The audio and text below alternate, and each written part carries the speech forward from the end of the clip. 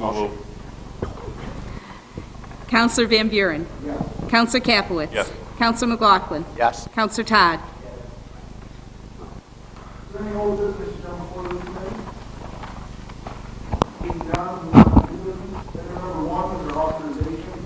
Engineer's office request approval, change order number 7, the electrical contract for Patricia Electric Inc. for the west side of wastewater treatment plant expansion at CFC project number C7-6344-17-00.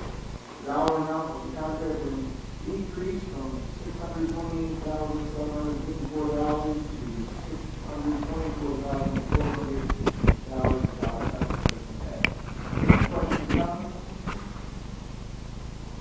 This is marginal decrease in price of the contract. Make a motion. Counselor Van Buren. Yes. Counselor Capelitz. Yes. Counselor McLaughlin. Yes. Counselor Todd. Item number 2, Mike Riley, first teenager, request approval of the low bid submitted by City Specialty Services Company, Inc. in the amount of $162,500 for the west side sanitary sewer investigation for Area 2, funding provided to the Environmental Facilities Corporation. Any questions, comments?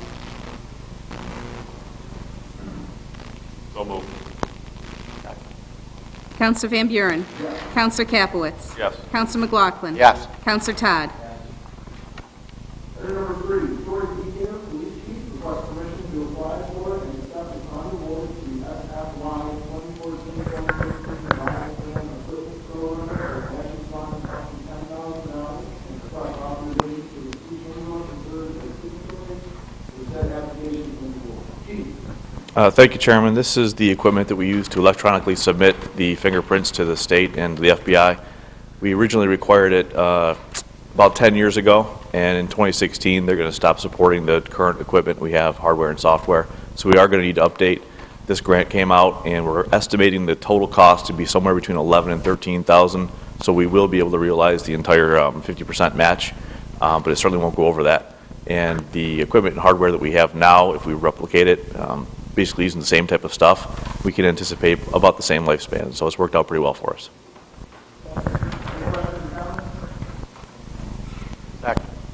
Counselor Van Buren. Yes. Counselor Capelitz. Yes. Counselor McLaughlin. Yes. Counselor Todd. Under travel request, item number 4, Dr. McCurley, Fire Chief, requests permission to send 1 personnel to Fire Officer 2 Corps to be held in Montreal Falls, New York,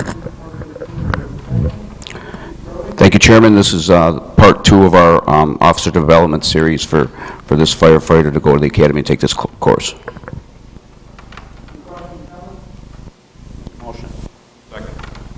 Counselor Van Buren. Yes. Counselor Capelitz. Yes. Counselor McLaughlin. Yes. Counselor Todd. Item number 5, Dr. McCurley, Fire Chief, requests permission to send 2 personnel to Swift Water Rescue Training to be held in Montreal Falls, New York, April 9th. Thank you, sir. This is we sent 1 to the same course at the academy in the fall. Just want to send 2 more now. And my goal is to have 1 on each shift that's taken this, so they can in turn pass it on to their shift at no expense, so they can do it all on duty. Questions, comments? I'll make the motion. Second. Counselor Van Buren. Yes. Counselor Capelitz. Yes. Counselor McLaughlin. Yes. Counselor Todd. Item number 6, under discussion, Mike Smith, DPW Commissioner, requesting discussion regarding the creation of softball league for the Freedom Drive softball organization for their use of 11 softball. Thank you, Mr. Chairman. We've had some ongoing discussions with Mike McCroby with the Pride organization and with several members of the softball community in general. I believe they have a representative here tonight, or we're going to come and visit us to answer any of your questions.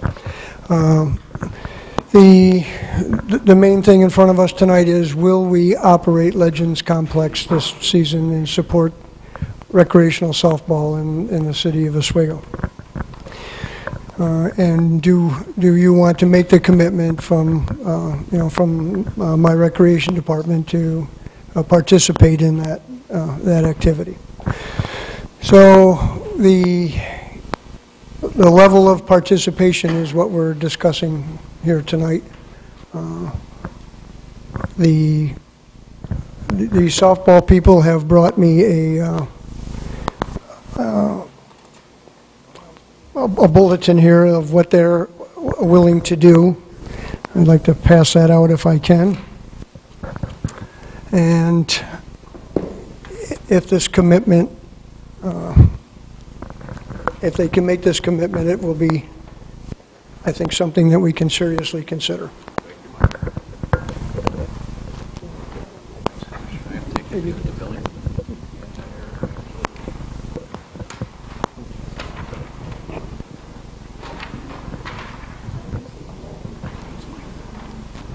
As you read this, you'll see they're forming a committee to take care of many of the administration aspects of the recreational softball.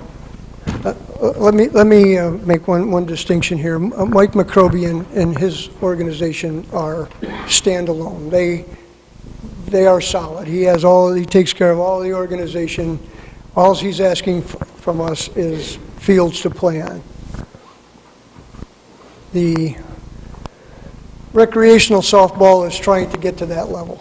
They are trying to take care of everything and just ask us to provide them with a place to play with some oversight and take care of get the fields ready and all of that.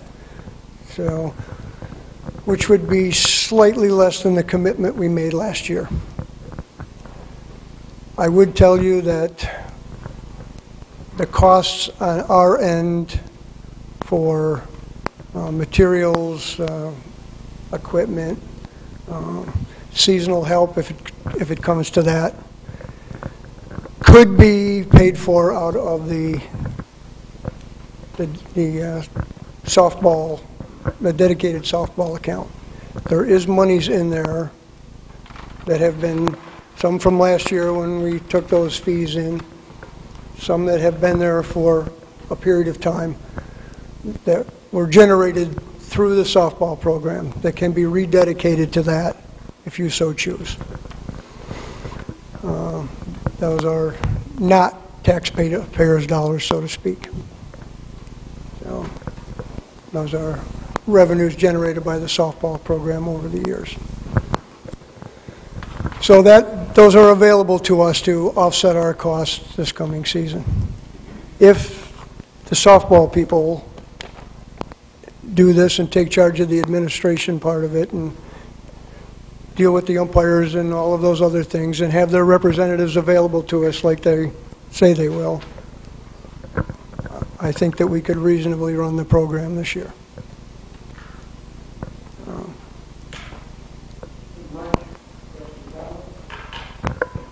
How much is in the fund and how much of that are you going to use? How much is in the fund and how much? What do you project to use? All of it, I'm guessing. There's an excess of $40,000 in the fund now that I'm aware of.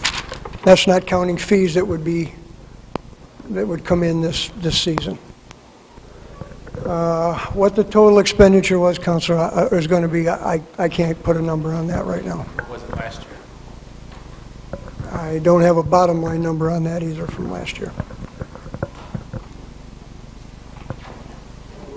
Do you have a representative here now for softball? I mean, I'd like to hear from them. I did ask them to attend.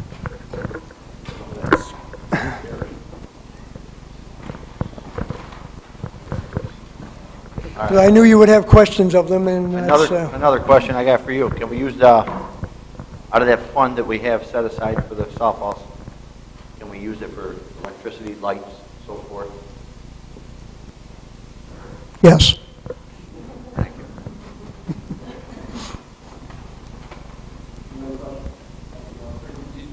Do you think you'd have to hire any additional help if we take it on? Yes, I do. I think, That included in the 40K? yes. Did you say were they included in the 40,000? Yes, they would. They could be if they were seasonal for temporary or seasonal help. Yes. Last year we had the same issue. We gave them some very specific things that they needed to do if this program was going to go on this year. We didn't hear from them. We didn't get any response back from them. We're going on face value now to expect that they're going to come up with this list of bullet items that they're willing to do, and they couldn't get somebody here tonight to even answer the questions for us.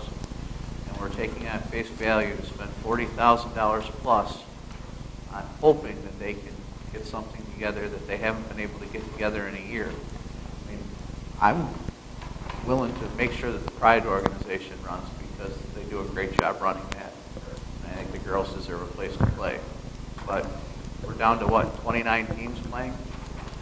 I think that's close to where they were last year. No real Yes. solid organization or structure and how they're running it. They want us to put the money out to maintain it for them and not come here to answer questions about it. That I'm also disappointed in that. Yes. And I played softball up there for 25 years, so I mean, I played a couple days myself.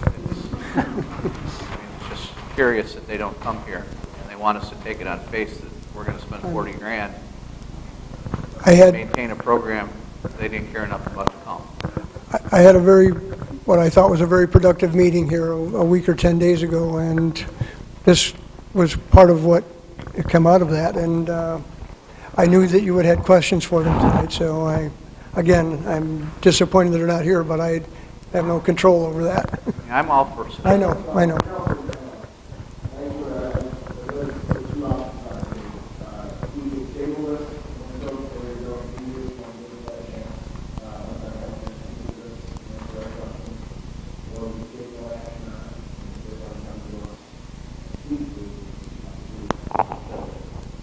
Offer a second part of that. At the very minimum, I have no problem tabling that after the men's and women's program, but that's not confident that we're going to run effectively. Well, let's make sure we get that funded so that that organization can have right fields for up there. Right. They have everything set up. We don't have to, I mean, they take care of everything. They do, and their season runs from the middle of June or late June to just early August. Where they're in a 7 to 8 week season, so that's a much less of a commitment on our part. So we certainly could support them. Mr. Bavacqua.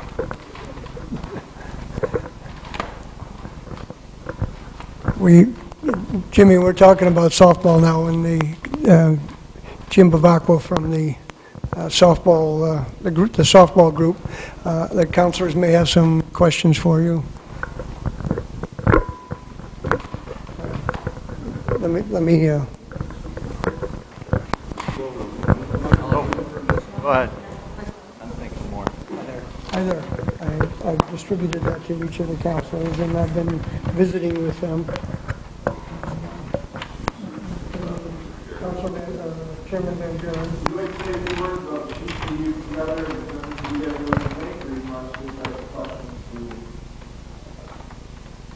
to...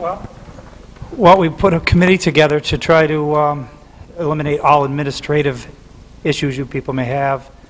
Hopefully you'll just be willing to maintain the fields. And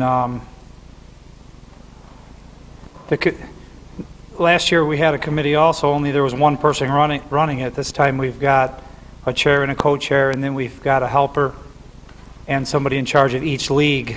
So hopefully if somebody gets injured or can't make it, you guys will not have to get involved. I think that a lot of the expense came from administration fees. We're trying to get rid of all those.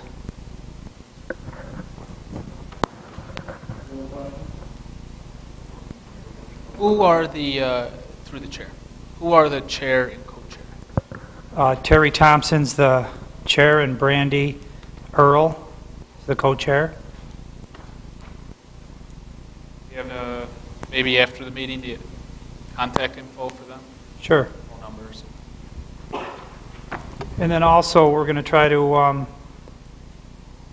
have an umpire be on the committee, and also Mr. McCroby from the Pride.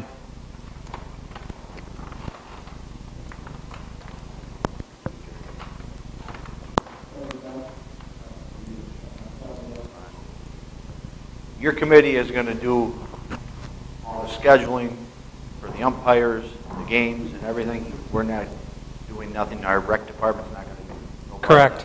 Correct? Correct. I mean, last year when this came forward, we said the same thing. Do we have a long-term plan to take it completely out of the city? I mean, because that's what we've asked for, is we need to take it out of the city. I understand that. Not at this time, no. I wasn't involved last year. I am this year, and you can see right the first line on there is to try to contact the city as little as possible, keep you guys out of it. As far as getting someone to take the fields over, I don't see that happening soon. Where it comes into a small problem for us, I mean, our funds for that have almost completely depleted for that. We don't have the money to keep doing it every year. That's what we keep trying to relay. I mean, for the 3 years I've been on the council, we've relayed it each year that next year you guys are going to have to do it, and each year we come back and we've got the same situation. But when you say you don't have the funds, so then who's going to mow the grass if nobody takes the fields? You're just going to let it grow, or? Quite frankly, it's the county's fields. They can really have them back. Okay. The money for the rosters and players, does that all come back to the city, this code? It goes into that dedicated softball fund? So, I mean, there is an amount of money that's going to replenish players' fees. So that, and what was last year's player fee deposit that we made? Yes? No? Is that enough to sustain our part-time hiring seasonal help? And last year, we transferred $8,000. And Commissioner, that's pretty much what we were using for pretty much seasonal help for maintaining and conditioning those fields. But we also had one individual full-time that was assigned to the Legends Field. Yes, we did have a full-time person there. We had some volunteer help also, and we had some seasonal coverage during the games in the evening. And the volunteer help came from softball? Some from the softball, yes. And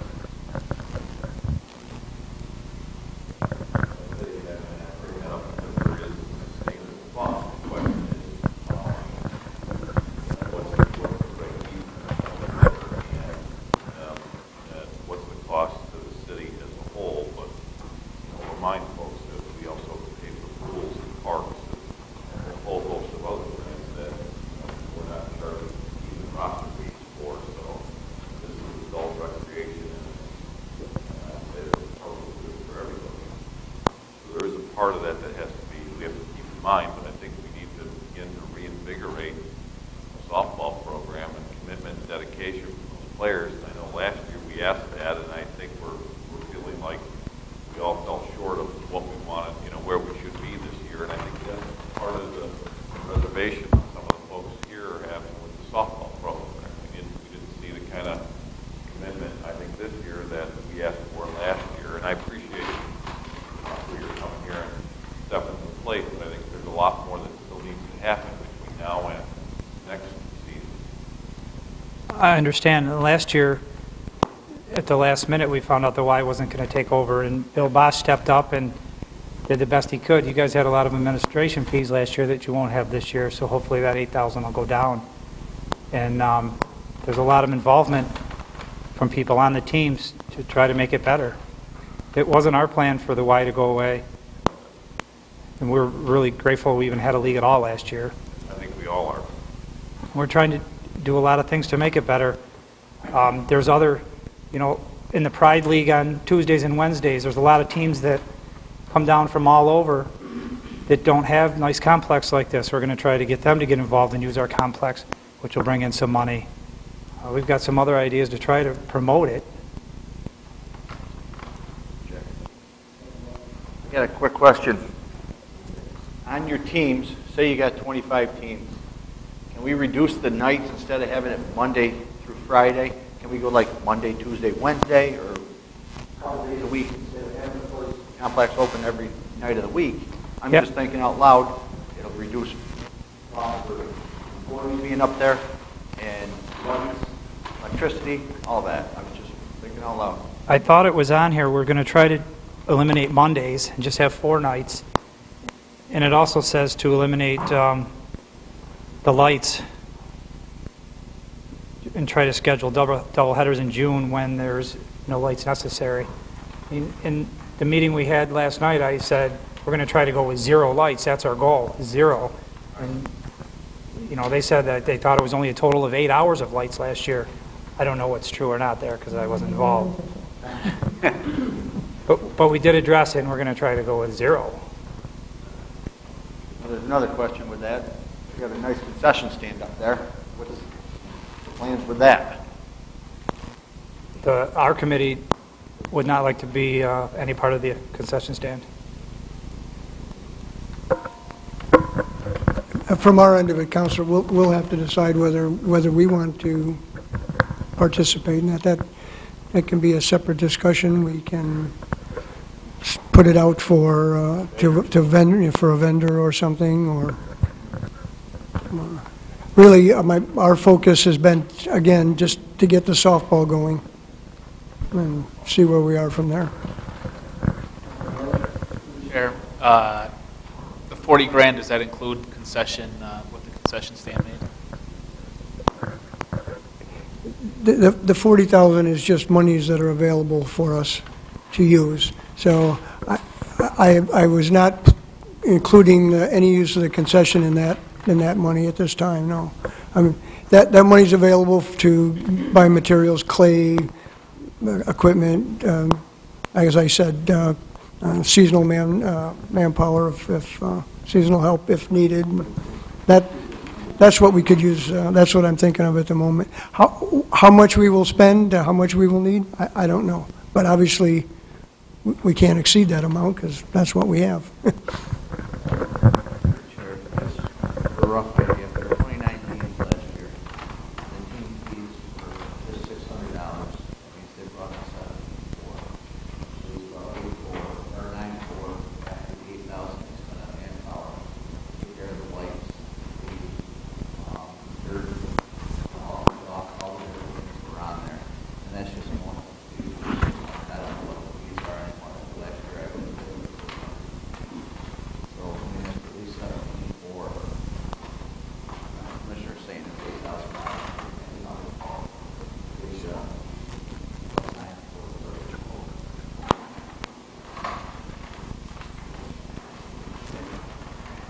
I don't think they were recording years for that. That was what we have to do. I believe the developers, we should move forward with next year, finding out what will happen to the team. We have a catch-22 situation where they have $1 million in infrastructure that was placed out there. Freetown, on property. We need to find out if cities want to do that property out.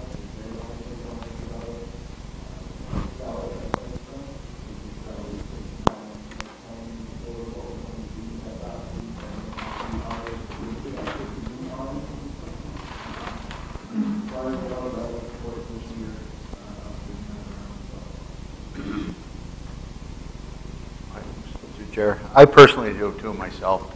Mr. Bavacqua stepped up, and he's done great with the little kids. I've seen him there for years with kids. My daughter went through playing softball, and he's been there every day. If he can do it, I think we can probably work with it. Any other questions, comments? Make a motion for it to go one more. Counselor Van Buren. Yes. Counselor Enright. I'm sorry. Counselor Capelitz. Yes. Counselor McLaughlin. Yes. Counselor Todd. Yes.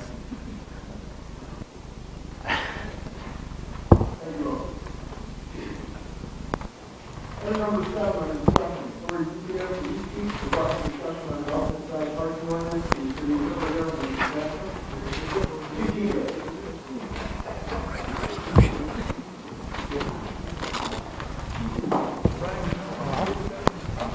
Thank you, Chairman. As you know, back in October 2014, the committee and Council Capital specifically asked the Commissioner and I to research an ordinance that will allow for 24-hour alternate parking for the entire year. On the attachment, you'll see that we used the Auburn model. It's been sent to the city attorney. She's reviewed it, made some modifications. The one that you have in front of you would allow for alternate parking beginning at 6 p.m. And it'd be odd even as well. Obviously, that's not all-inclusive. There would be some streets that we would have to discuss in a sidebar that would be exempt from that, and then probably in lieu of that would be no parking 1A to 6A. But that is the ordinance as it's written right now. Thank you. As you can read in the comments, if you could raise your hand, be recognized by the chair, and then step up and close the microphone. Just state your name if you can, and then introduce you.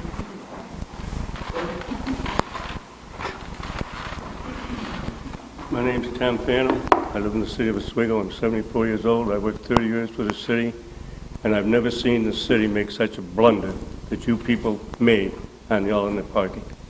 Number one, have any of you driven down the streets, side streets, and some of these streets that you can't get to? And are you happy with it? Are you satisfied? Have any one of you, except for Mr. McLaughlin, gotten a plow during a snowstorm with no cars on the streets? It's tough enough to plow them, to get them back, pushed back. Now when you do alternate parking, it's a snowstorm, the guys are dodging cars. Now if you think that's a great idea, God bless you. And I hope you're here next year, but I don't think you will be. Other than that, I'd just like to say that the DPW guys try their hardest, okay? And you make their job twice as hard as it is. And you're costing the city money. By that I'm saying, when they go out tonight and plow, if it snows, they get it. Okay, now they got to go out tomorrow. Even if it doesn't snow, they got to go back because they got to get the other side of the street where everybody's parked. And half of the people will not move their cars, especially college kids. They could care less what the laws is. We're not being told, they're not being ticketed. Now you got cars on both sides of the street. I've seen streets that I couldn't drive down. I've watched the guys trying to plow, and they're going like this, and they got to back up because they can't get through. I don't know how the fire department's doing it. I don't know how anybody. But I ask any of you gentlemen, have you gone out and checked these streets? Have you? Have you drove down the streets and seen them? And you can sit there and honestly say that you think alternate parking is a good idea? I got a place where my son lives, okay? There's a college house across the street. They got room for 4 cars. They put 1 car in the driveway, and they put the other 3 across the street. And they keep them there. He can't even park in front of his own house because they don't want to have to get out and move their cars. Okay, what I'm suggesting is you tell these people, if you're going to rent a house and you only got room for two cars, you let them know that. Then you give the college kids each a shovel. To say, you know, this is what we do in Oswego, we shovel. Okay? This is totally ridiculous. And when you sit there and say, well, people, like the mayor says, everybody's got a responsibility. I got people that live up in our neighborhood that got a fire hydrant. She's in her 80s. She lives by herself. You can't even see the fire hydrant. We try to clean it out. And you're on a corner, and when you plow, and you come around the corner, there's where it all fills in. Okay? Your alternate parking, believe me, doesn't work. And every place you go, the first thing you do when you walk in a place, if I go out tonight and I'm going to go eat or walk into Walmart, any place to see people, you know the first comment they make? You see how bad our streets look? The city has never, ever looked this bad. Never. Your commissioner was against alternate parking. You got a guy right over there, sitting right there, Mr. McLaughlin.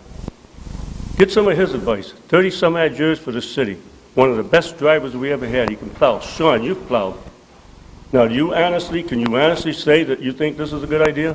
And then we take, after about maybe 100 people complain, you say, okay, tonight take them off the road. Well, half the people might not be there to get this message. And the mayor says, today I read in the paper, the mayor says, alternate parking is going to make people move to Oswego, New York. Yeah, they're going to move, and they're going to move right out to Scriber. How many guys moved already when you raised our taxes 47%? How many people moved out of the city and went out? That's all I got to say about it.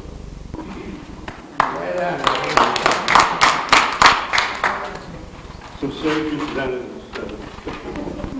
Hi, my name is Donna Lupian, and first of all, let me say I've lived here all my life and have never seen such a mess. We have the best DPW, and they've always done a great job. You have hindered their efforts with this mess and endangered the people of Oswego at the crossroads and with ambulance and fire trucks getting through.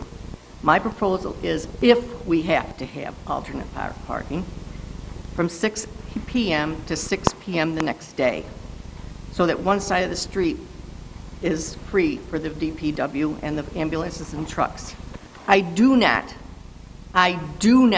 believe that we need it all year round. After talking with a member of the DPW who has been around for years, the machine is brought out for spring cleanup and then put away. During the nice weather, we have visitors come from all over. Most of our streets are much wider than Syracuse, and I see no reason for carrying it through the nicer months like May through October. I do know that some of the senior citizens are coping with the piles that they end up with the plowing when the plowing is done, especially when it hasn't been done for a couple of days because people are parked on both sides of the roads, and I'm one of them. You really need to talk to the people that know and do the jobs. Come down from your ivory tower and talk to the ones that have the experience and know what is needed. For Pete's sake, get their input. Thank you.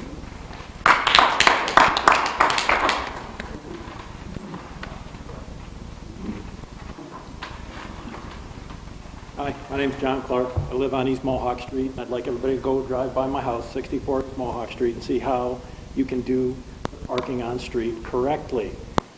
The problem isn't the parking. Okay? The problem is a lack of responsibility to our neighbors. Okay?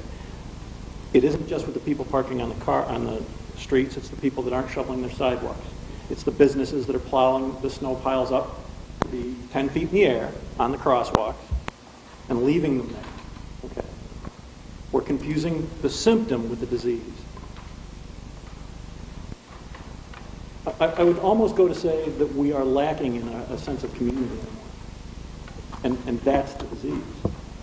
So everybody has their ideas about the way things could be done or should be done. But there are many people that are saying we shouldn't have the parking on street that aren't thinking about the people like myself who doesn't have any place to park. I'd have to walk. I guess I'd have to have my wife and I park down in Midtown Plaza, the place that's caving in, to park our vehicles off the street because our one resource was removed. I asked, when this first came up, I asked that it be a permit-based process. That was my point, permit-based.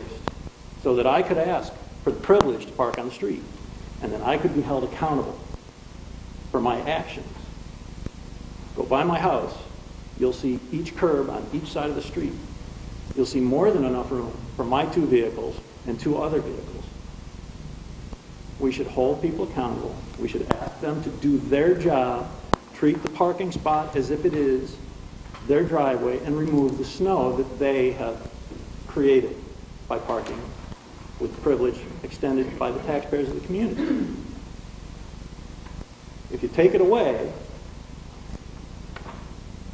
I'm putting a for sale sign in front of my house because I'm not going to be able to park anywhere. Okay. That? Well, the price is going to go down, isn't it? Because there's not going to be any parking.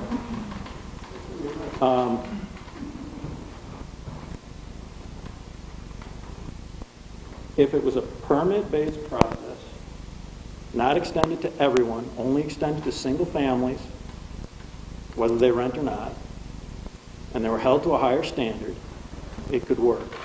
Having it being everybody parks on the street causes a problem for everyone else. And that's not being very neighborly. So I guess that's all I have to say. Thanks for your time.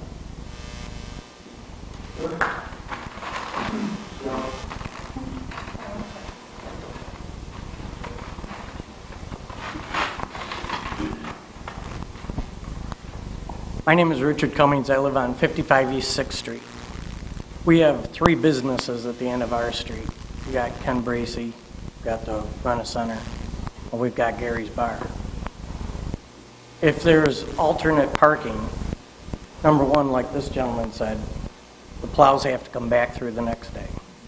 We haven't even got any major snow this year. We've got 3 inches one time, we've got 4 or 5 inches the next night, maybe 6 inches the next time, but no major 1 or 2 foot snowfalls like we could have or have had in the past. And the city's more messy than I've ever seen it. My point is, for the people that live on that street, if you have permanent alternate parking, Ken Bracy has to have a place for his people, the Rena Center has to have a place for their people, and Gary has to have a place for his people. All these are businesses that we need in the city that we all back. My street does anyways. We've all cooperated and worked with them to the best we can. But on our street, if you had all those people lined up, where's everybody else going to park? Especially year round. So we're totally against it. My neighbors asked me to come to this meeting too, and we did talk to Pat, so that's our point. Thank you. It might work in some parts of the city, but it isn't going to work in all parts.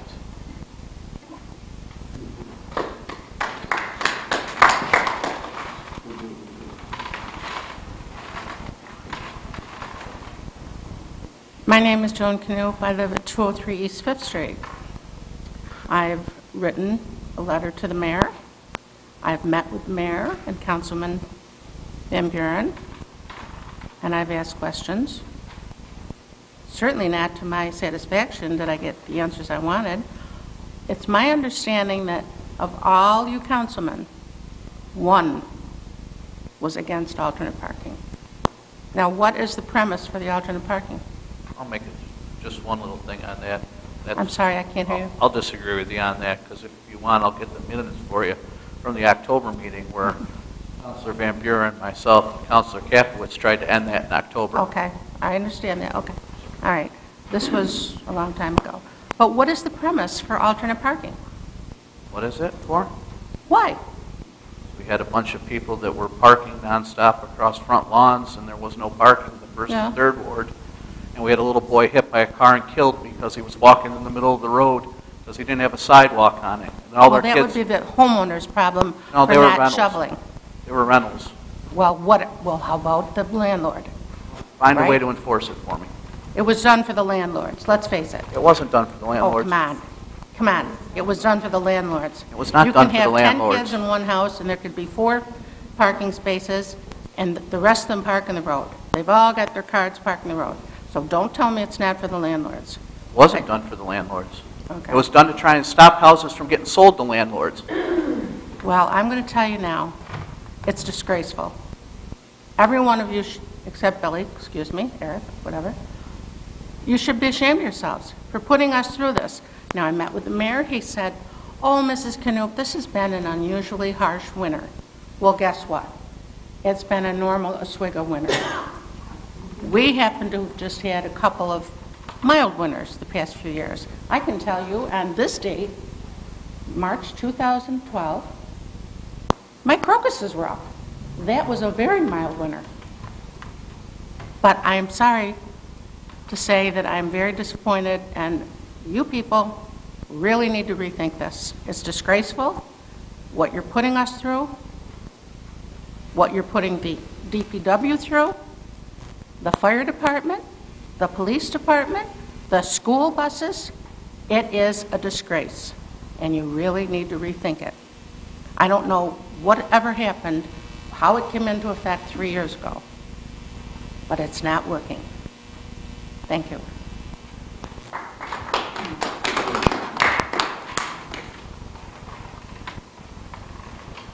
I'd like to say one more thing, maybe I can get everything off you guys back.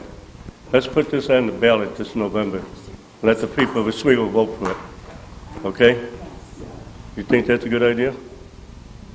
Sure, it's up. Let the people, instead of you 6 people.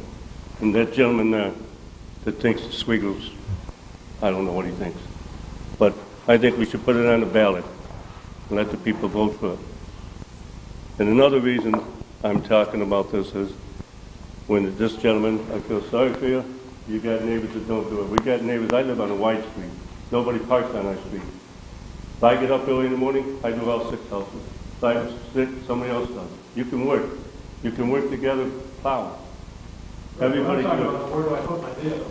But that's the problem people got to realize now when they buy homes. If I want to go down here in the First Ward and buy a fancy home that's been there 100 years and think that if it don't have a driveway, that's what you got to think of when you buy a house. 40 years ago, in parking, and then it was taken away because one individual made a decision to take it away. Took a resource away from a community, right? So Chief Murray, former Fire Chief Murray, his house, over on between... I know where he lives. Right. Where would he have parked? I have no idea. Right. What we have is a community that is designed 150 years ago. But and we have to adapt to that in intelligent ways. What else we have here is the Alderman mentioned that some kid, God forbid, you don't want to see anybody get hurt. But I can tell you this here and now, you can shovel that whole sidewalk, go from here to the high school, middle school. Could be as clear as can be. You know where them kids are going to be walking? Right down the middle of the road. And they don't even get out of the road when you blow the horn at them. So, I mean, there's pros and cons about it. So I suggest let the people of Oswego vote for it. The same people that put you in office, let them vote on it and see what they think. Thank you.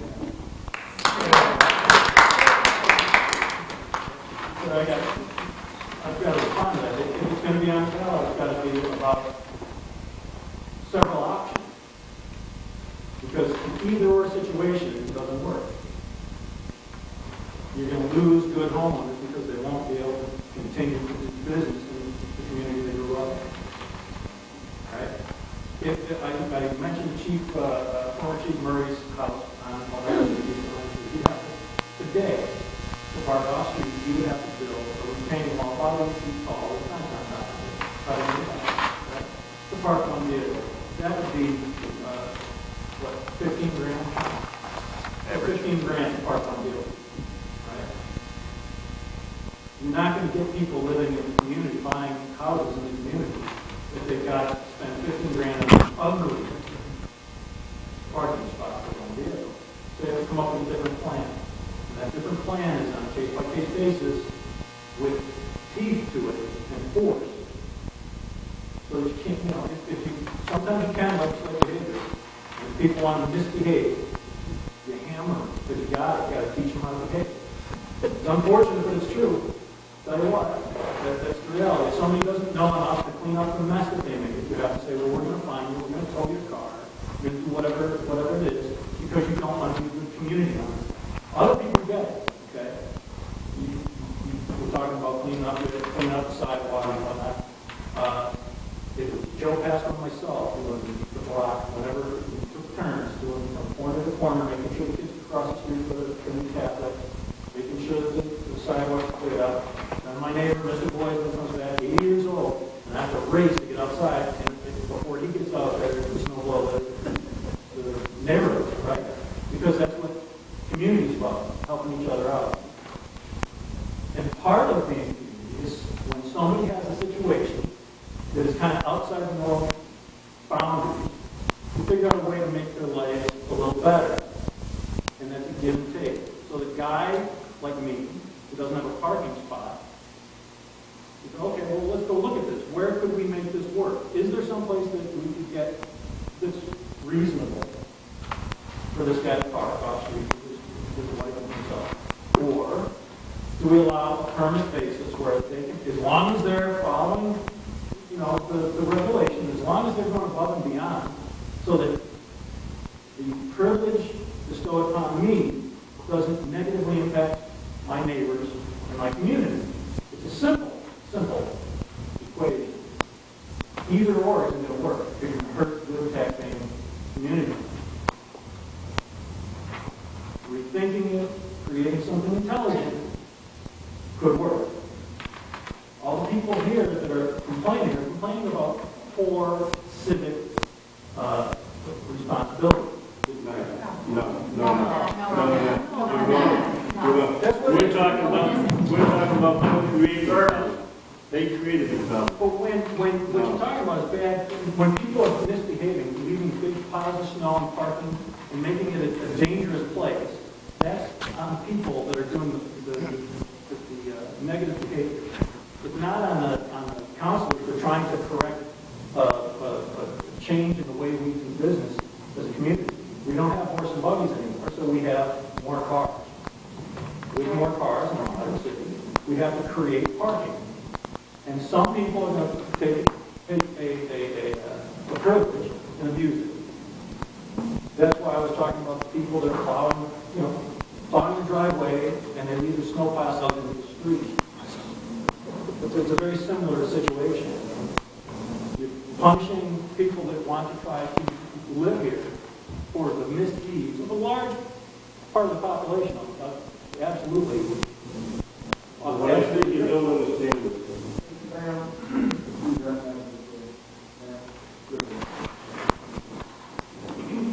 My name is Bobby Carson. I live at 55 East Oneida Street.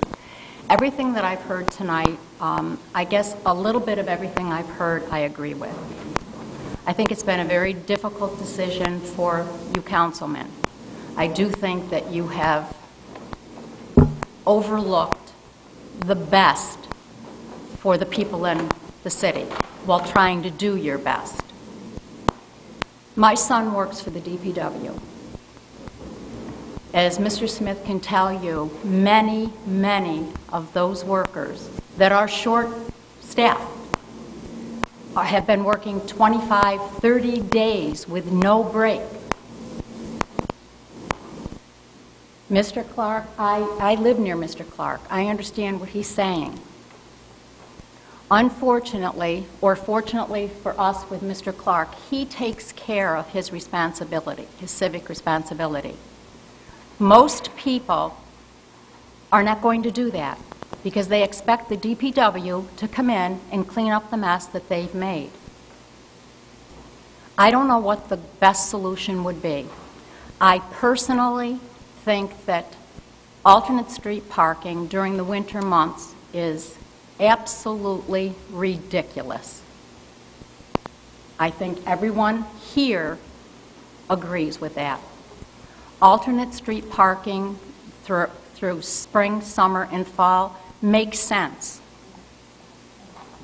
In the wintertime, there's too much snow, and like this one gentleman said, this is Oswego. We've not really had a lot of snow. The mess is because of the cars parked on the street.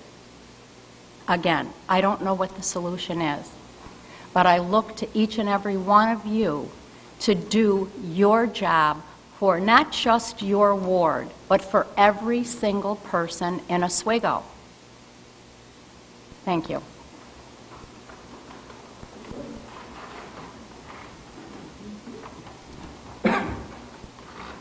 Tom Copeland. I've been a resident, born and raised in Oswego, 68 years, except for 4 years in the military. I've been at my present address in the 5th Ward for 34 years. When I was a youngster delivering papers, other paper boys might disagree, but I've never had a problem walking sidewalks. Never had a problem with the sidewalks and having to go out in the road. I'm retired. I started walking 2 years ago when I quit smoking.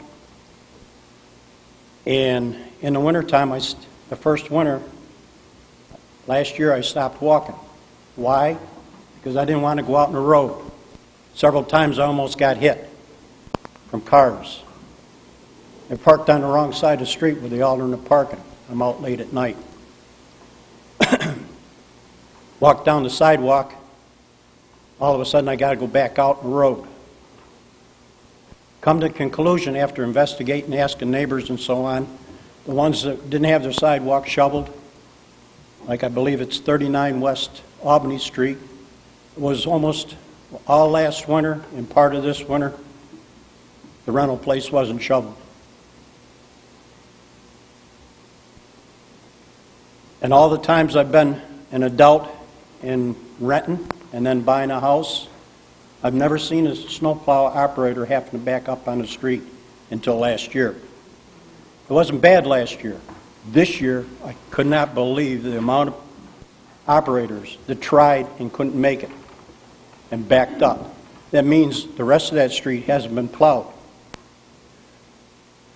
All the residents with families that own the house or families that are renting a house around my neighborhood are obeying the law. The first part of the year, it wasn't being obeyed. Sometimes tickets were issued. Most of the time they weren't issued, and they certainly weren't towed. They weren't towed, ticketed and towed until just this past couple weeks. And just like going for a walk, the sidewalks, rental people. The rental people are mostly students. Around my house, the biggest problem I see I have on the snow plowing, and even right now, is the rental houses with students. Too many cars, and they don't care, even though they've been getting tickets. They don't seem to care. Gentleman's right, some people don't care. I agree, disagree with some of what's been said tonight. Yesterday, a snowplow tried coming down 6th Street, West 6th Street, between Utica and Albany. He tried, bless his heart, he tried. I thought he was going to scrape something. I don't know if he was a new guy, but if it was a regular guy, he wasn't going to make it. He backed up. Never went down the street again the rest of the night. 1 o'clock in the morning, 5 to 1, there's still 5 vehicles parked on the wrong side of the street. I called 911, called the police at 1 minute after 1. 2 of them had disappeared. And they come up, they ticketed, and they told it. I've talked with several people in the neighborhood. Why aren't you calling? Well, I'm afraid they have any problems from the student rentals. I've talked to a few people under the same situation. They're afraid to voice their opinion because of student rentals. The parking problem I see around my neighborhood is strictly almost 99.9% the students. Take care of it.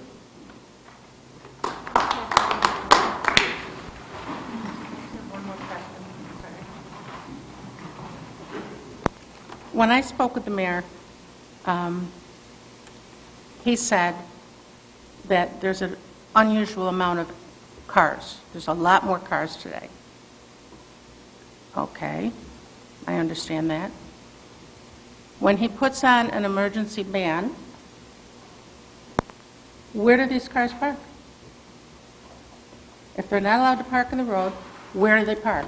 So if they can find a place to park when there's an emergency ban, they should certainly be able to find a place to park in the winter, every day.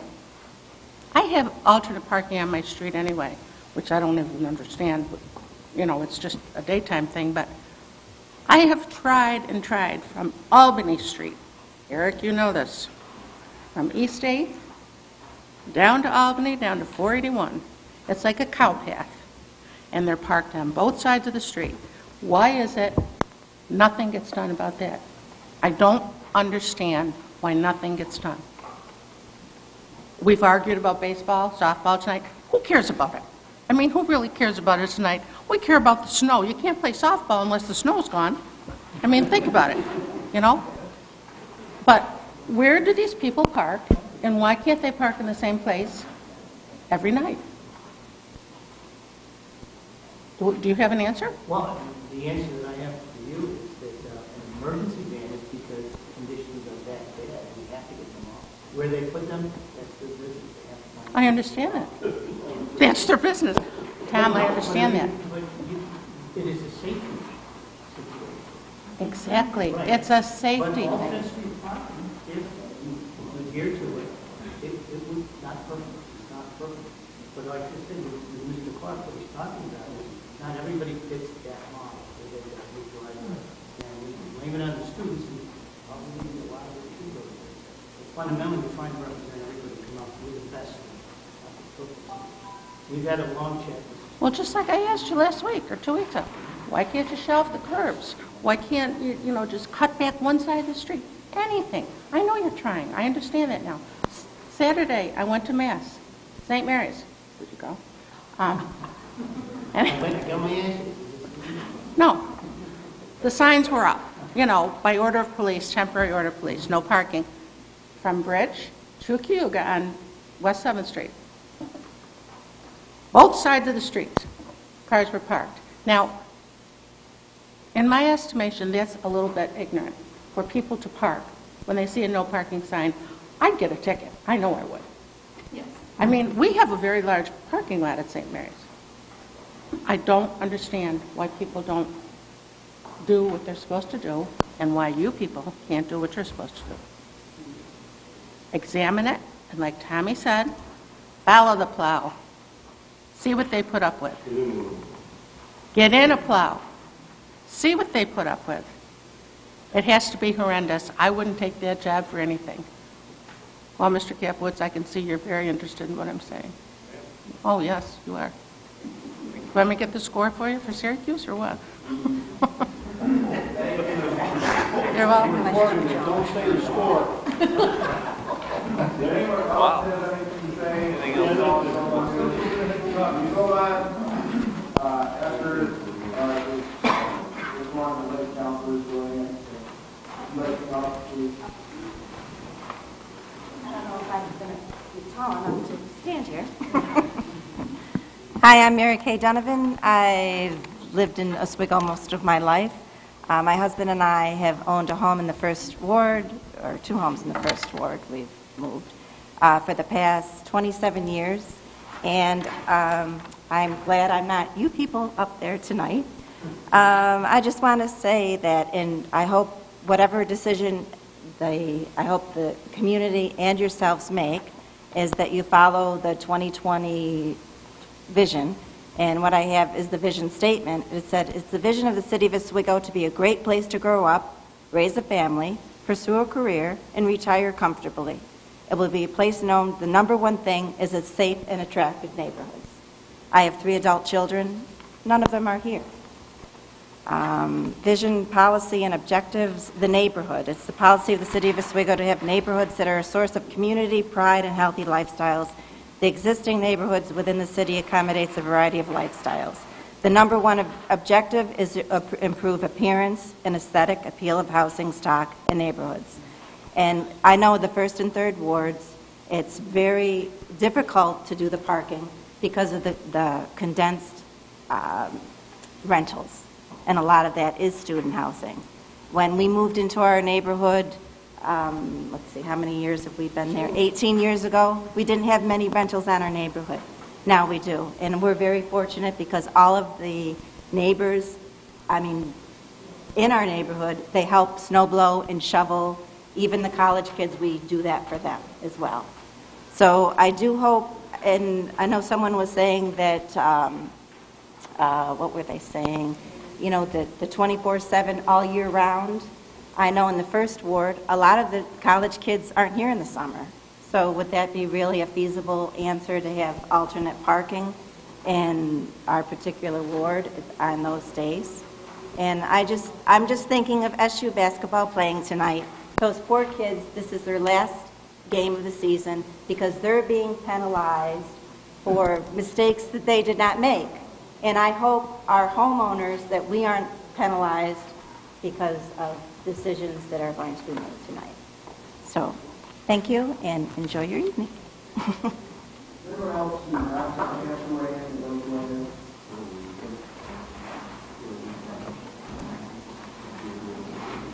in? My name's Joe Scanlon. I live at 115 Liberty Street, and I own a piece of property next door. So I have 2 driveways, and I have a daughter that's living at home that has a car. And I maintain those driveways by shoveling. And with this alternating parking, I have to shovel half the road. I get people stopping me saying, why are you putting this snow in the road? I'm not putting it in the snow in the road, it's already there, I'm just relocating it. But I'm against alternating parking. And where I live, when I moved in, there was probably 6 families. Now there's 3.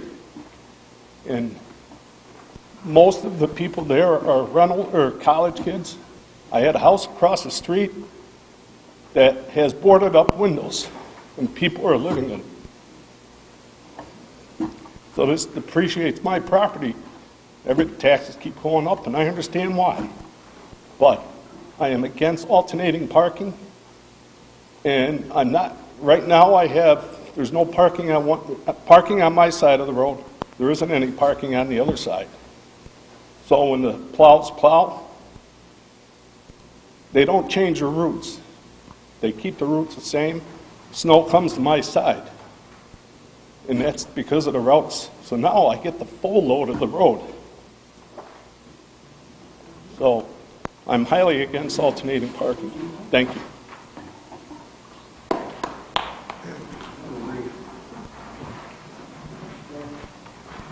I just have a question.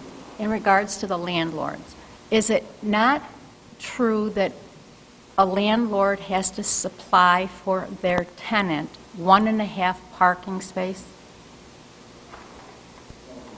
I can tell you what the fight we've had since I've been on the council for 4 years. Because really, and to address Ms. Knoop's thing that this was for the landlords, it was actually to try and hurt the landlords, because I'd like to see them, as many of these houses turned back to single-family residents as possible. And what happens is everybody in the houses in my ward, most of them either don't have any parking or they have enough for one car. So nobody with a family will buy any of them, so they automatically become rentals. And yes, you're absolutely right. 1.5 is what they're supposed to have. Unfortunately, Then how, I'm sorry. none of them follow it. And we take them to court, we try and get them to stop, and there's no way to stop them. We haven't found a way. If the city was attorney here, what a hard time we have trying to get them to stop parking across the lawns, parking across the sidewalks, and that's the problem we have. We have an enormous amount of residents in my ward who do want the alternate street parking because it's the only parking they have in there. And there's a lot of people in my ward that don't want it at all. I mean, that's the problem. I mean, trying to save the residential homeowner so that we have more owner-occupied and fewer rentals in here, because every time we get a rental, it depreciates not just that house's value, but all the houses around it, and everybody that owns a home, their taxes go up. So it wasn't done to help the landlords. It was done to stabilize the assessed value of the properties in the first and third ward so we could start bringing them back up. All right, so Plus, we had a 4-year-old get hit by a car because he was walking in the street. We didn't want that to happen anymore because they wouldn't stop across the parking.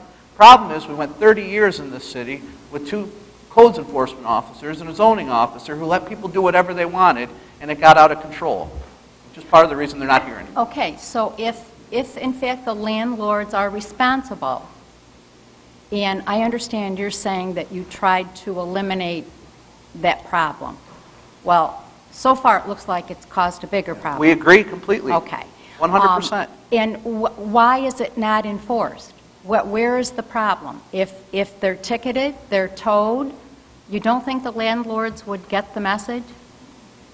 I mean, I don't know. Chief and the city attorney to ask why I can't go in, and every time I've got somebody parked on the front lawn, I can't just have them towed, because if it were up to me, I'd have them towed every night.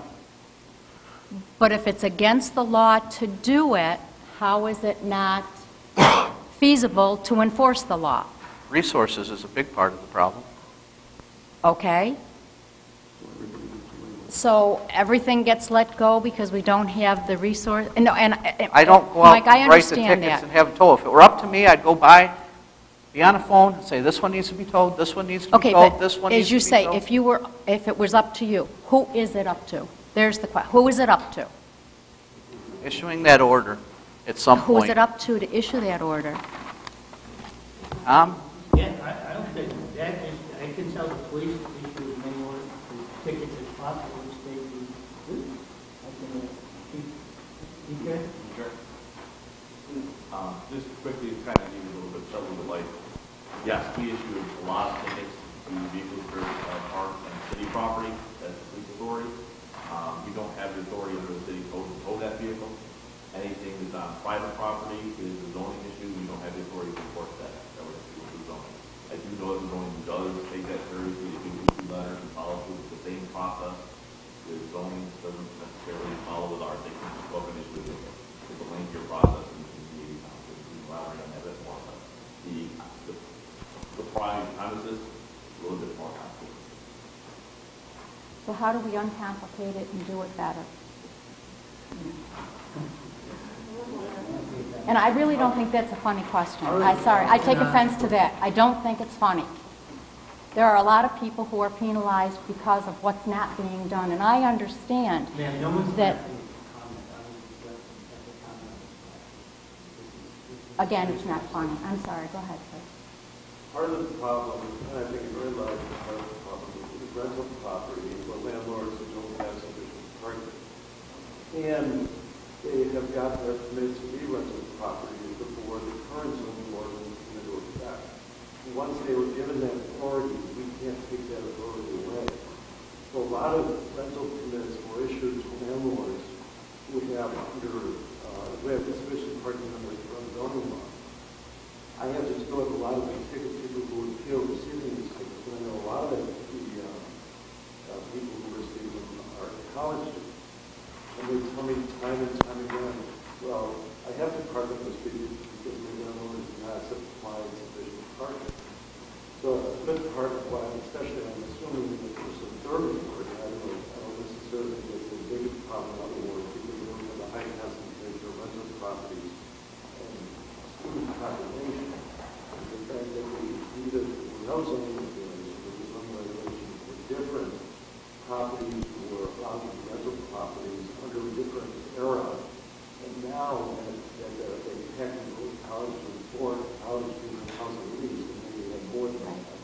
Each one of them has a car, and at best there's a spot for chemistry 1 or 2. The other tenants who have no place to park on the street. The landlords aren't securing off-street parking, they're simply securing tenants. So the problem to enforce that becomes a city problem. And it becomes a problem for all the residents in the neighborhood. Mohawk Street has always been a big problem. There's a house there that I think there's 8 tenants in it. And that just about uses up all the parking for all the other single-family homeowners on that street. So it's a problem that sort of pre-existed the current situation, the current weather, the current zoning ordinances, and a lot of the stuff that this house would do. For instance, let's say the council has a law that in your ward, nobody can have single-family homes. They can't force you to sell your home. They can't do it that way. Just like when the landlords bought the house, they were permitted to be rental houses, didn't want to change. They can't take that away from those landlords. So they're not responsible for their tenants in any way? Unfortunately, they're not. Unfortunately, they're not. It's the fight we've had, Bobby. Pardon me? Bobby, it's the fight I've had since I've been in. I mean, trying to find some way to enforce this. Well, that's what I was asking. I mean, since I've been on the Where does it council, go? Who we does it- haven't approved a single modification for a home to allow it to become a two-family house. We haven't allowed a single new parking pad in the 1st and 3rd Ward because we put a moratorium on it so they couldn't do that. We were trying to get them off the sidewalks and off the front yard, which they said was depreciating the property value. Again, as Mr. Clark says, a bigger problem is the fact that, I mean, she brought up on 7th Street, right. somebody brought up on 7th Street going to St. Mary's Church. Well, 7th Street's a home, you say you can't get down it. There are no rentals on that. That's all owner occupied that's parking out on the street. There might be one rental on there, but it's all owner occupied. So it's the residents that are parking out on the street. I mean, it's a catch-22. How do we take care of both problems? Stop the depreciation of the property values and still maintain it until we can reverse it so that we can get these back to single-family homes, which is really what we're trying to do here, so that we stop having these 42% tax increases. And at the same time, make sure that there's proper places for people to park. I mean, there's too many cars here. And I agree with you. This has been an abysmal failure. But we had to try something to try and reverse a trend. And that's what we were trying to do. It wasn't to try and make the DPW's lives more difficult. It wasn't to try and make the roads worse. The problem was we've got 1st and 3rd Ward that are running at about 20% of what their actual assessed value should supposed to be. My ward is probably between the months of May and September, the smallest ward in the entire city. And between September and May, it's the most populous ward. And we've got no place to put every single one of these houses. You ask on a house that's supposed to only have 4 people in it. I can take you to probably 100 houses in my ward that are only supposed to have 4, and they've got to have 6, 7, 8, 9, 10 kids in them. We can't even go in and inspect them anymore. Because you can't do it because a state appellate court judge ruled you can't go in and inspect a house without a search warrant. I mean, these are the problems we're up against trying to take care of both situations. Stop the loss of assessed value, and at the same time, fix the parking problem. and trying to come up with an equal solution that does both and make sure we take care of people that are homeowners that don't want to leave because they've owned their homes for 40 years. Can I ask you something? Sure. Okay, let's take the Firstwood. Okay. Firstwood has a lot of cars. Not as much as mine, but a lot. Whatever. Let them take and say, okay, we're going to plow down by Rex Landing, that parking lot. People that can't park in front of the house, walk 2-3 blocks. Go love down it. there and park your car. Would love it. But why should everybody else in this city have to suffer with all in it parking? And I have one more suggestion I want to say, then I'm going to go watch Syracuse. And this is to you, Mr. Mayor, and don't take it personal.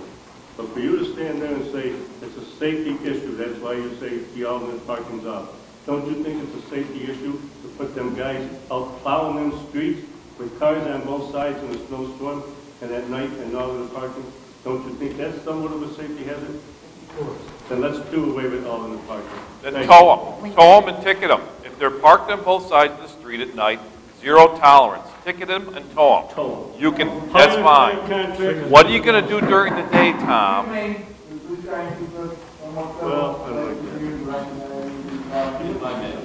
Tom, what are you going to do during the day when, if you go back to the old ways, the way it was, which was fine, and our streets were clean, and I get it, but I also had, excuse me, it's my turn. It's my turn, Tom.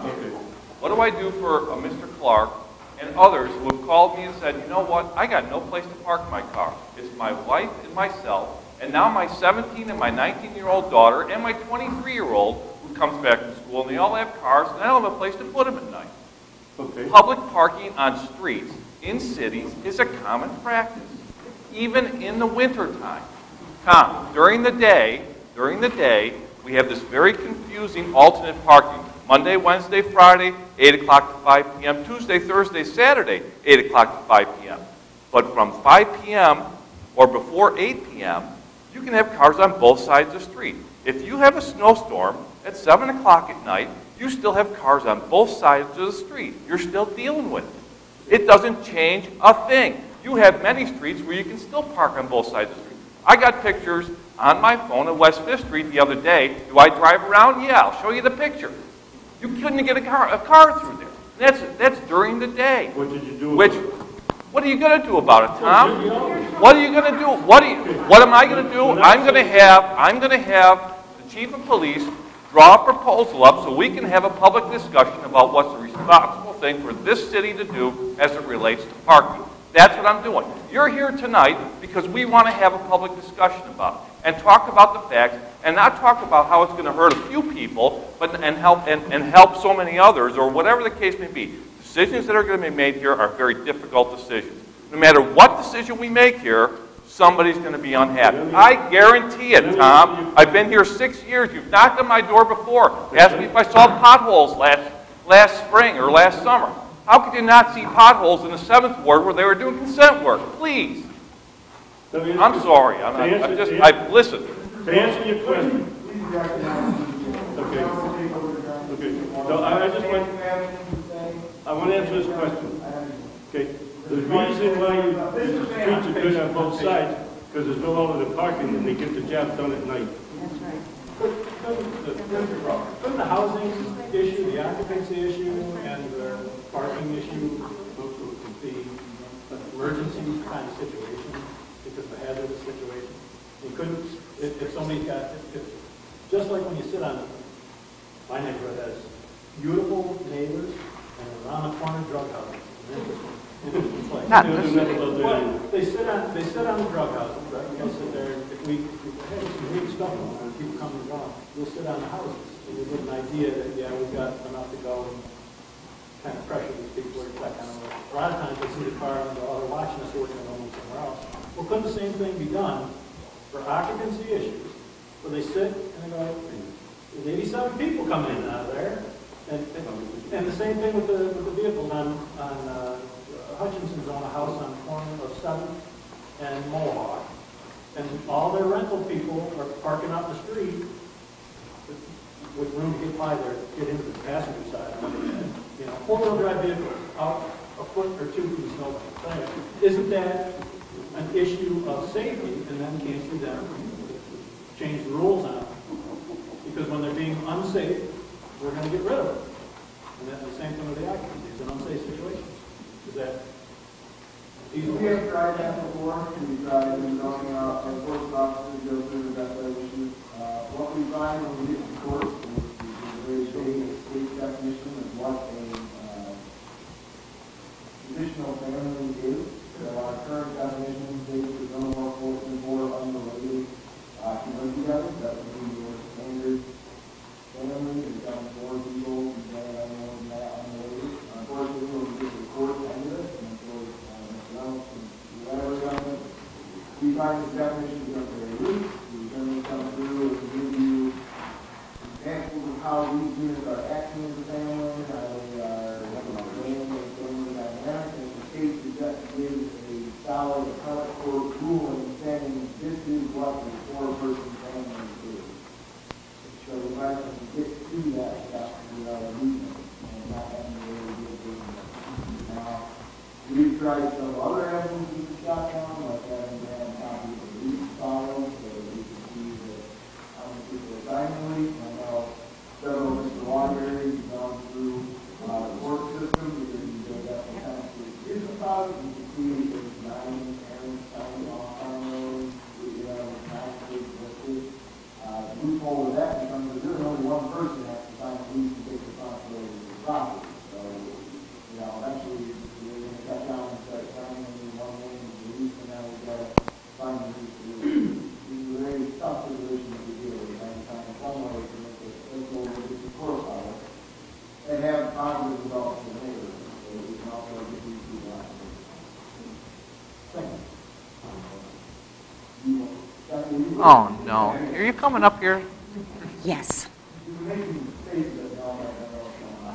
Which one Becky of us? Baker, 125 West 8th Street. 37 years in the same house. There's a house in the corner of West 8th and Bridge.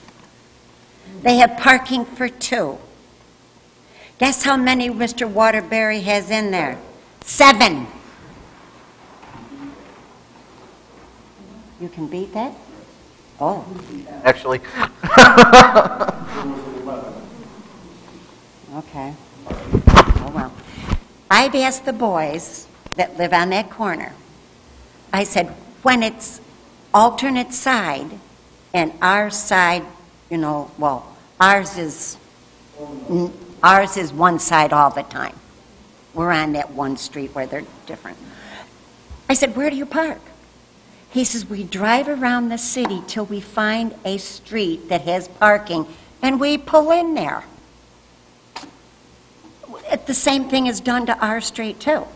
And again, in the summer, we have the nicest street. There's maybe 3 cars on the whole one side. Landlords. Is there any landlords in here? I know one left.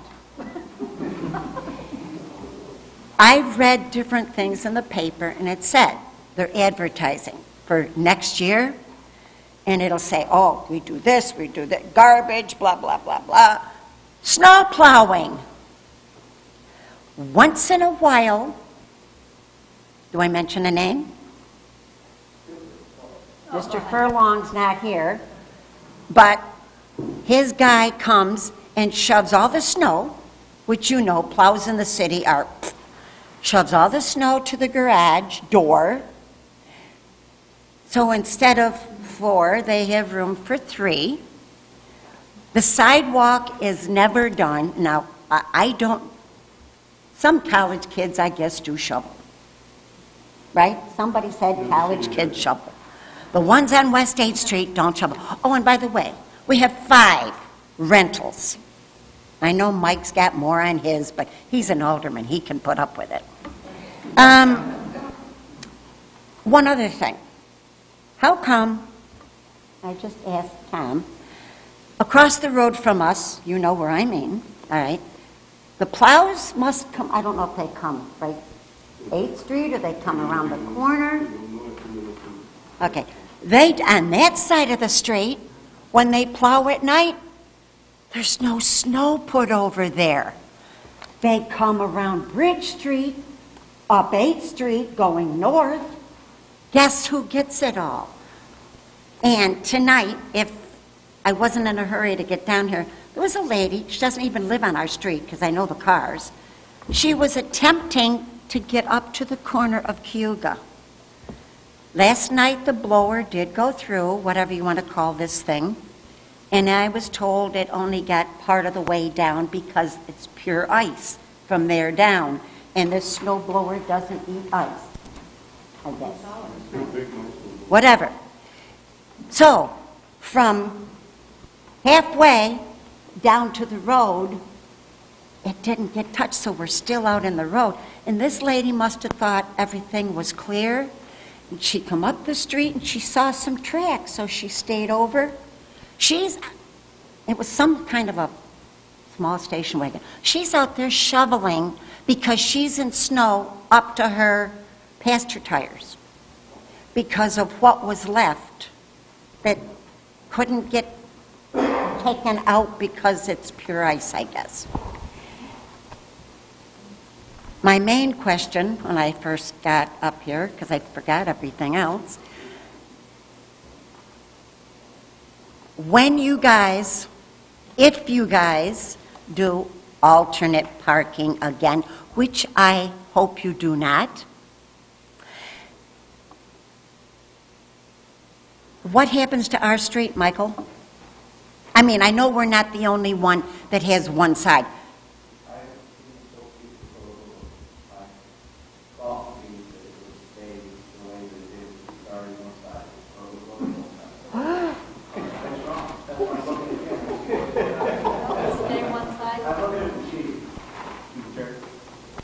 The way it's proposed right now is all of those one-side parking, unless there's an actual physical reason why it has to stay there, or like the curb space or what have you, everything would go to alternate side. So that one side would be taken out and go away. Would you like to go to my door tomorrow?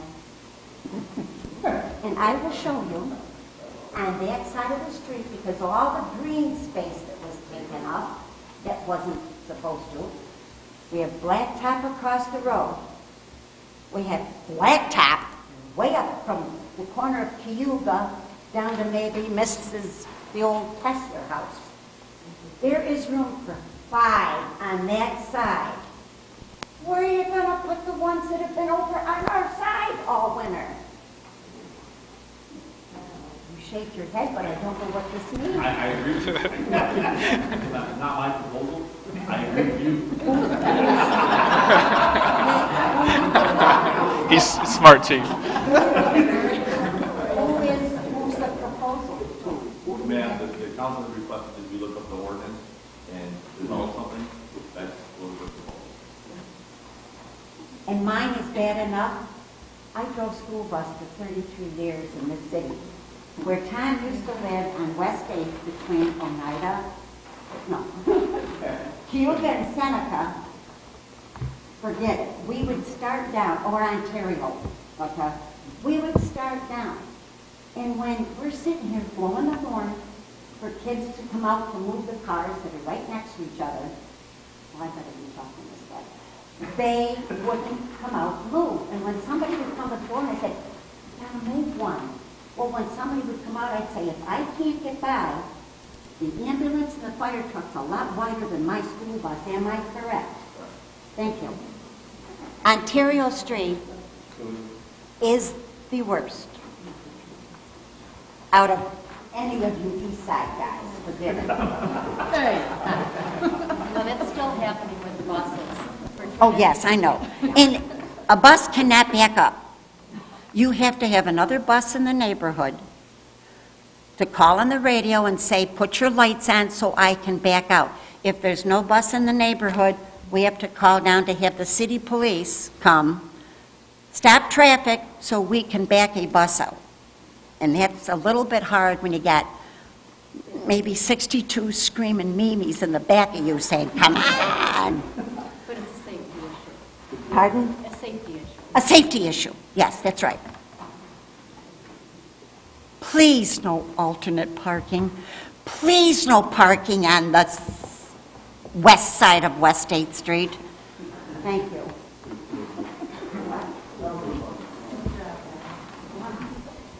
First, I just want to thank everyone for coming tonight, of course. I guess, just as I sit here, I think there's a general consensus in the room, and I would just ask that my colleagues, as representatives, consider that going forward.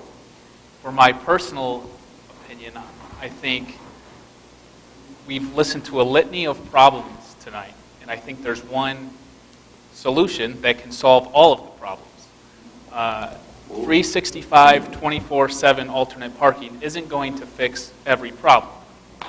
If that's the way we want to go, we're still going to have the problem of cars parking next to the house, then the car leaves and now you're snow blowing your driveway again. That problem's still going to exist. We're still going to deal with, if you want to do it in the summertime too, now what do you do? What do you say to the residents who live near St. Mary's Church, where I go to church, and when it's Mass time, there's cars all down the street. Now if we want to do alternate parking in the summertime, there's residents that are going to show up to the house and have to walk a block to get to their house in the summertime. And then for the extra elderly people, now they're going to have to park across the street in the summer all the time too if they have to park on the street. So not to mention the plow drivers, I think we as city government need to take what they say seriously. You're still going to have cars double parked because, let's face it, not everybody is going to know or understand the rules. And you're still going to have rentals. The problem is all it takes is one rental on the block. Where I live on Erie Street. It's a wide street to begin with.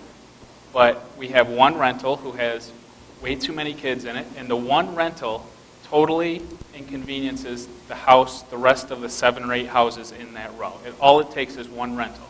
And that's what happens to me. I have a fire truck can't go by Erie Street, which is a wide street. Can't go by Erie Street when there's snowbanks and cars parked on the street. It just can't happen. On Ontario Street, it certainly can't happen. On West 4th Street, it's a nightly thing. I'm not talking about cars breaking the rules and double parking. I'm talking about cars that are legally parked on one side of the street. Take the snowbank, add another car, and it's an impassable street. Impassable for a school bus, ambulance, fire truck, snowplow. Mr. Copeland was talking about my street, 6th Street, where it comes to a dead end at Niagara, that they have to back down. My 6th Street doesn't get plowed. So the only thing I can think of to take care of all of these problems is going back to the traditional winter ban. That's the only solution, and the best part of it is it's been done. Thank you. Right. You got to be recognized by the chair. We're going to keep order here. All right. Okay. And I understand the idealistic part, and I appreciate what you do for your neighbors, but the problem is, at least where I live, not everybody is as great of a guy as you are and helps their neighbor out. Right. And the best part, anyway, before I was interrupted, the best part about the winter ban is it's been done before not too long ago. So, 2011, people still had a lot of cars. This isn't a new thing in the last 4 years. So I guess that's my 2 cents. The winter ban alleviates just about every single problem that was mentioned tonight. The 24/7, 365 days a year, you're still going to have some problems that were mentioned tonight. And as far as enforcement goes, I don't know why, as city government, we're talking about ticketing our residents and towing our residents' cars as a viable option. I mean, we're supposed to be lobbying for people to move here, and to do that, we're going to say that we're really aggressive with ticketing and towing our residents' cars when they can't follow the complicated parking. Bragging that we've given out so many tickets and towing so many cars isn't really a good idea, in my opinion, as a city. I don't know why we want to ticket and tow our own residents' cars. So I guess that's my 2 cents, and I just think that there's the general consensus in this room is probably reflected citywide. I don't think that everybody who opposed it happened to show up here tonight. I think that if you look at the fallout on social media and a lot of the response of the newspaper articles, I think it's pretty representative tonight in this room of what the whole city feels. And I would just ask my colleagues to consider that. And I guess that's it for me. Thank you for coming.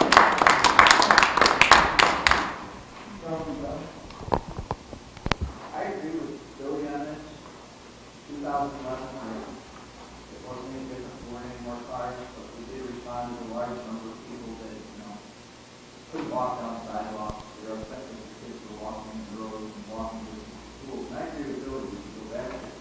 But I asked him if we were to go back to that. He agreed we have the equal commitment. But if you've got a landlord who's got too many cars in the lawn, and they're parking on the sidewalks, and they're parking in the front lawn for them to park, then he listens to people to making sure the roads are full. I mean, you can't go back 4, 5, 6 cars parked across these sidewalks, and have kids parked across and walking in the street. And these kids are young as kindergarten, having to get late to school, and they're walking to the street. That's why we have more little kids out there. Because we have landlords who don't follow the parking plans. So, see if we can make sure that happens. I'm all for going back to where it was. But let's take care of all the problems, too.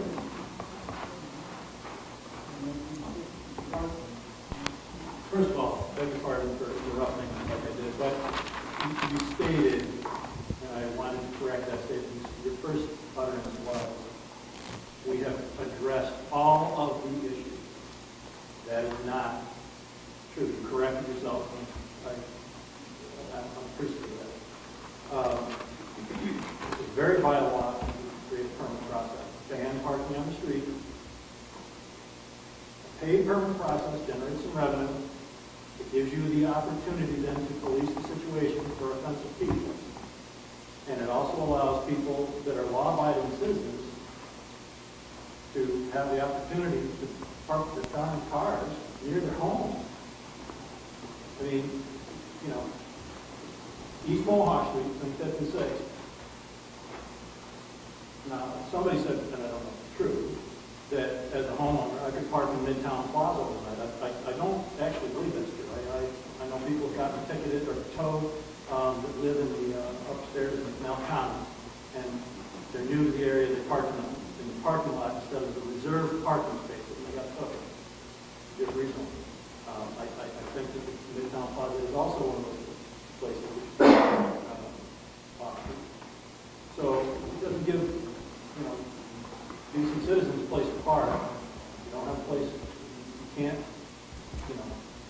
number one, aesthetically pleasing parking in front of your home. You're basically SOL. And by creating that permit process to generate revenue, you can then rescind that privilege when someone isn't taking care of their, civic responsibility, and go on a case-by-case basis. So that's a very viable option, and it needs to be considered. I mean, it's very simple. Anyway, thanks for your time. Appreciate it, and I know that we'll talk to you.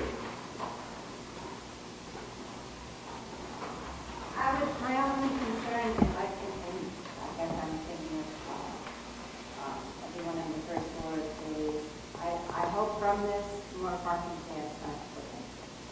Because and then I think then if more parking tabs are put in, then you're going against the 2020 plan. But if you take a ride around the city, if you notice some of those parking tabs, a lot of those cars are on the sidewalk. And to me, that's dangerous. Kids, any kids, young, no matter what age they are. I know it's better to get rid of the elementary parking and the people who may not have done much of that. But I haven't heard anybody here on the sports that they're going to report it. Well, okay. And if you do through the chair, I apologize about that. Through the chair, if you if you have less people breaking the law, then we have more time to enforce the people who are breaking the law. And you're talking about college kids living in rentals. They are the ones primarily who will be breaking the law by parking on the street. I don't think our homeowning residents, owner-occupied residents, are going to purposely disobey the parking ban. I think if you do the winter ban from 1 a.m. to 6 a.m., you're going to have less people breaking the law because it's less confusing and it's more obvious what the rule is. You're going to see a street with no cars on it. You're going to know not to park your car there. So what you're going to do is it's going to be very obvious to who's breaking the law, and you're going to have fewer people breaking the law, so the police will be able to go ticket those people. Right now, the police, quite frankly, have better things to do than give parking tickets all night long, and there's too many of them anyway. So if we go back to a full winter ban from 1 a.m. to 6 a.m., less people are breaking the law. That makes it easier to enforce those who are, primarily those who lived in overstuffed rentals. Is there any way, I rented to college, can I tell you? And I've been in 11 years, never ever had a problem. I told them what the rules were, they abided by them. If there's light goes out, I want to know, I'll change my policy. Never had a problem. What I think it's time to do is get a hold of these landlords and tell them you are responsible. Here's the parking you got. You want to rent to 6 kids, you got parking for 2. You tell the other 4 to find a spot off the college to park and get a ride in with your buddies. Not only that, when you got a college kid and you got 4 people there, they each got a girlfriend or a boyfriend, they got friends, now you got 10 cars there. It's not just the college. You can take the same with the HUD people. We turn around and we put a lot of HUD people in the city. God bless them, they need the money, they need this and that, but they need to take care of it the same as everybody else. And if they don't, you need somebody to go to the people in charge of the HUD and get them the hell out of there. And say, put people in there, they'll take care of it. That's all I got to say. I have a couple of comments to make based on the paragraph process. Hundreds of appeals for parking tickets a season. Right now, I'm the assistant city attorney. One of my city jobs is the process of criminal issues of parking tickets.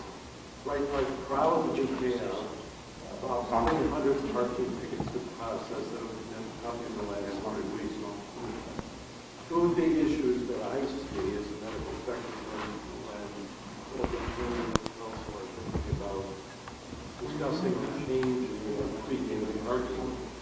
The first big problem is a no position. When the parking ban comes into effect, it usually takes, depending on the weather, a couple of weeks for everybody to find out about it in December. We don't pick up the citywide newspaper that anymore, enough people to take it. We don't have one the radio station. So it's hard for people to find out what the parking ban is doing. So I get a big round of tickets between about the 15th of December and Christmas, when the first up to the neighbors come to visit. I get several hundred additional tickets when the college kids come back, because the college kids usually be about the time that the parking ban comes into effect. So the college kids are aware of it. About the end of January, there are another round of tickets that come into effect. The third biggest problem is understanding how the current parking ban works.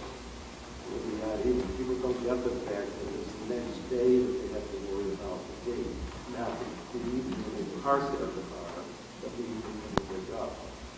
So those are the 3 probably major issues I see every year that the parking ban is in effect. I'm a assistant city attorney since August of 2012, so I dealt with a 12-15 minute, a 13-14 minute, and the 14-15 minute. And those are really the big issues. It's not laying things in effect initially. College kids come back, they don't know that it's been in effect. And it's understanding what states they're talking about. So it's as you're given when you tweak this kind of thing.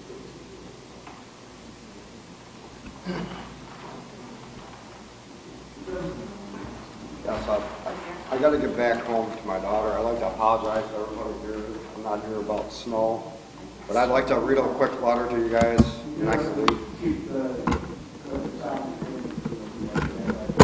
Will I have a chance to read this before I leave? Okay, great. Thank you. Let's see, I'd like to put my 2 cents on this. I got Mr. Clark. He's in my area where I represent. And he maintains that very well, I got to admit. I feel bad for him. There's so many people in that area that do have the problem that has no parking whatsoever. I mean, what did we do for the years past? He had a spot, at the St. Paul's, Trinity there, and they took it away from him. Maybe we can probably work on it, try to get it back. Chair? St. Paul's? St. Paul's. St. Paul, sorry. Okay. Yeah, I guess the issue of capitalizing these two that was down in the Right. parking lot, and they got put through the ringer, so they ended up pulling their parking through the majority of the places that they service. Right. So that thing was no longer viable option to go into the area. And churches that was a benefit to operate that offset in public parking, and once that happened, we lost that. Exactly, if they do it now, or maybe we'll put out. So from there, I mean, I'd like to get rid of it all myself, on-street parking. I'm sorry for your problems, but I mean, this city looked like a bomb went off. It was a disgrace. It was. You know, it wasn't just over in the 1st, 3rd ward. It was over in the 5th, 6th, 7th, every ward it was. It was because people do not care.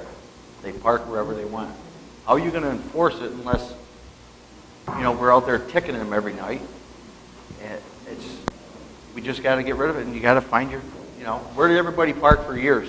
I know you had a certain place, but everybody had a place to park. I feel for you, I really do. But I'm looking for the city of the overall city. You know, there's certain individuals that do their job and maintain what they have. But I'd like to see it go away, personally. I just wanted to say, in regards to the tenant parking and everything, we have, again, I live on East 5th and Oneida Street. We have renters in our neighborhood. And on 5th Street, going down 5th Street from Oneida to Bridge, they have ample parking for most of the rental property. But now, because of the off-street parking, nobody uses the parking lot that they have. They park in the road. Across the street from me, there is a rental property, and there's a driveway that would fit 3 cars.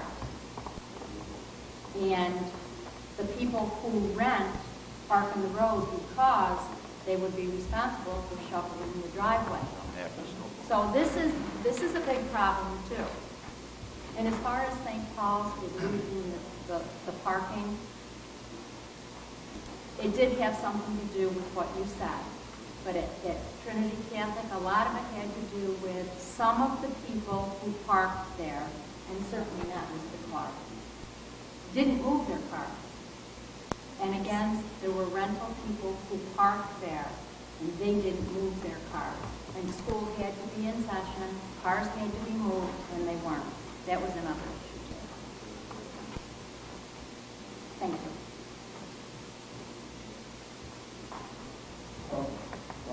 Just like to say I'm totally against the alternate street parking, period. I see the need for maybe some permit parking or something along that line.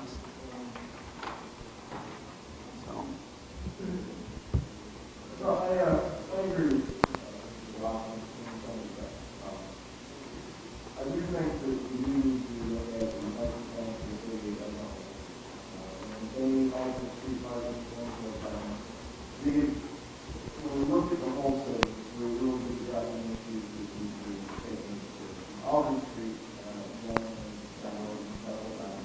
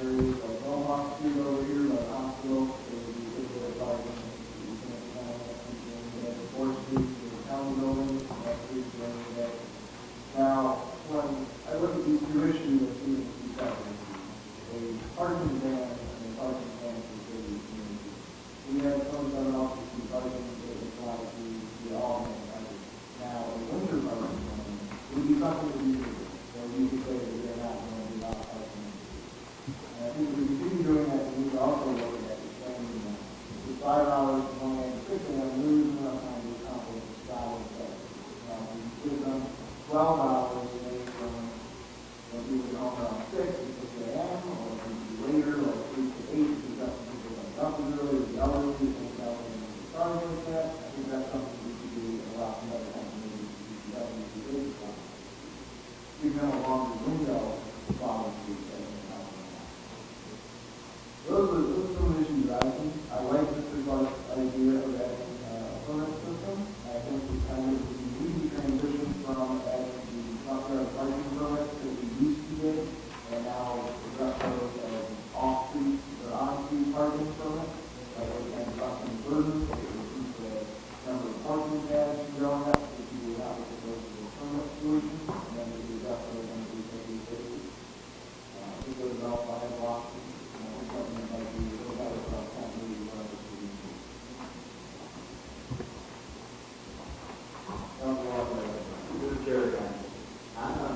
Parking permit, I agree, that's enough. And we give all these special permits for front yard parking. If we give them out, if they do not put their lawn back the way it's supposed to be, they will never come again. I agree with that. I got a few people up in my area that take them, and I give them to the leader, and if they don't maintain it, we yank them. That's what I did before. I go one, I go, you never get one again, because you don't fix the route some year before. So, I mean, I agree with what you said. Try to do different permit deal for people that do not have resources to park and whatever. I love it. No parking. Thank you. All I can say is, first, thanks to everybody for coming out and hearing what you have to say. I appreciate that, and I've also taken several phone calls on this issue. And it's surprising there's folks, obviously, on both sides of this issue. This is one, no matter what decision you make, we're going to be wrong in some people's eyes and right in other people's eyes. And in the end, you start looking at all the things that have kind of gotten us to this point and frustration. That one is, it's been a hell of a winter. It's been long, it's been cold. We've gotten a lot of snow, not the 2-3 feet at one time, but we certainly got enough consistent snow, and the snowbanks are as high as they've been in a lot of years. I don't think that, I look at our DPW and the job they're doing, and they're scrambling. They're doing the best they can. And everyone has to remember, too, we have 25% less DPW people working for this city. You're not knocking the DPW. Less? I'm not saying that. We have less equipment to do the job. I remember the time when you'd have, by this time of year, big snow blower would have been doing all these streets. You'd have been, they'd have been nice and wide, and everything would have been taken care of. And we're getting around to it now, some of the main drags, and we're starting to get around to some of the neighborhoods, but it's already March, and in 2 more months we'll be mowing our lawns, believe it or not. Yeah. Or we hope. And there's a lot of things that have kind of gotten us to this point. I'm very frustrated driving around the city. 7th Ward. I live in what some people call the Ivory Tower. You know what? Very few cars park on the roads there at night. But go take a look drive through the 7th Ward. Take a look at the conditions of those roads. They're not any different than any other road in this city. And those cars aren't parked on those roads all night. We're a victim of where we live. I feel badly for the Mr. Clarks and others who own homes that don't have driveways or adequate parking. And I get calls from folks, and it's not just in the 7th Ward, it's from other wards. People that tell me, if you don't allow me to use public parking on our streets, I don't know what I'm going to do.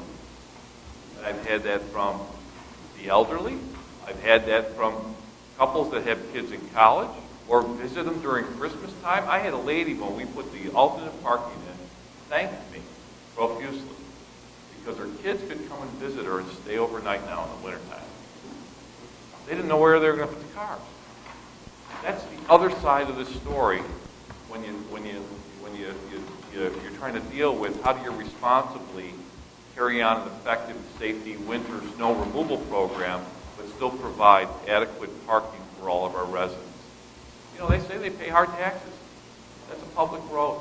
They want to park in it. Why can't we figure out how we can park cars and roads in the wintertime and still plow roads?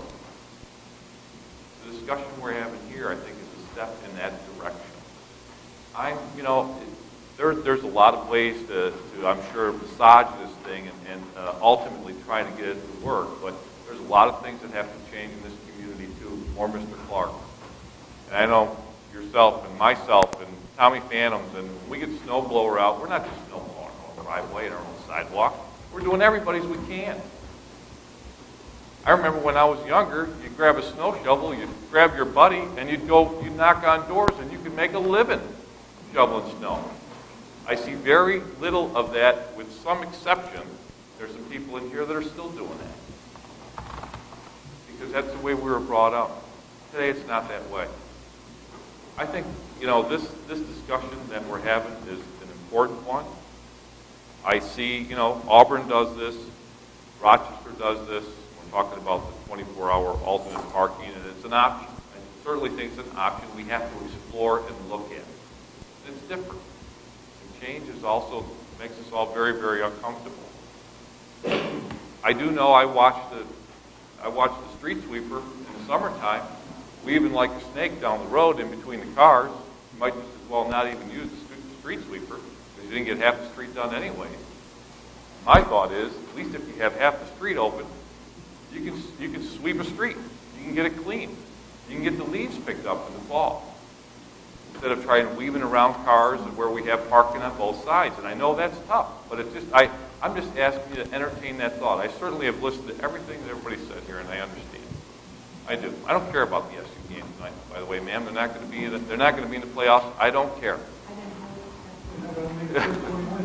So I just, you know, this is a tough decision, and I would say, you know, I don't think we're going to sit here tonight and make that decision. I'm not sure what we're going to do, but certainly what we did do is we brought a public discussion about it, and that's what we're supposed to do. We're all hearing it on both sides. I think it's nice to see the chambers full, and it's nice to hear everybody contributing to, you know, how do we try and make things better. Man, I wish you'd get a snowblower too. I know. I hate it too. My back won't take it anymore. So. Yeah. This month has been a killer. It has. I just have a question. Would you consider having a committee to have like the policemen, the firemen, the school, the bus drivers, That's the mayor's job. He can have committees. Another survey. Another survey. Let's vote on it.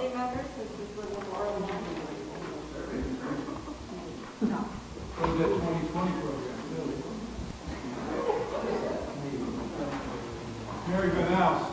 Can I just finish up one other comment? I'm also, you know, I also look at, even with the alternate parking as we have it today, and I look at what goes on in the daytime. And there's a lot of streets where cars park on both sides. And even if you go to an all-night ban, you still have a lot of streets where cars park on both sides. And that really creates chaos with our plows, with our school buses, with our, you know, with emergency equipment, all of that stuff. And I don't know where, you know, I don't know quite how you reconcile that in my mind, unless somebody has some options other than going to a 24-hour alternate parking. To me, it makes it less confusing. I can tell you, my son and daughter-in-law, when they lived in Rochester at 5:30 in the evening, you know, the cars, they had a driveway enough for one car, and they had to put one car on the street. That's the way the houses in Rochester are, and we have several neighborhoods where the houses are kind of built the same way. And at 5:30, you get the car to the other side of the street, reserve your spot. If you live, you know, if you're living there, if it's an owner-occupied, you got your first choice of spots because that's what you were doing and moving them. And if by 6:30 they weren't moved, that we're trying to take taxpayers from our residents, but it's about rules. We all live by rules. You get ticketed and you get towed. And sooner or later you learn that that's the way the system works. And then if there's the occasional college student or other that comes into town and that happens to them, well, it happens. And I guarantee that it won't, you know, they're going to think twice about how they're going to park their cars the next time. But once you get into a routine, it's like anything else. I think there's a lot of benefits to it. I really think that we have to be open-minded when we look at it. You know, just look at the options, just as we're looking at them here. And change is a tough thing to embrace, and I get that. I understand it. I do know this, what we're doing right now isn't working.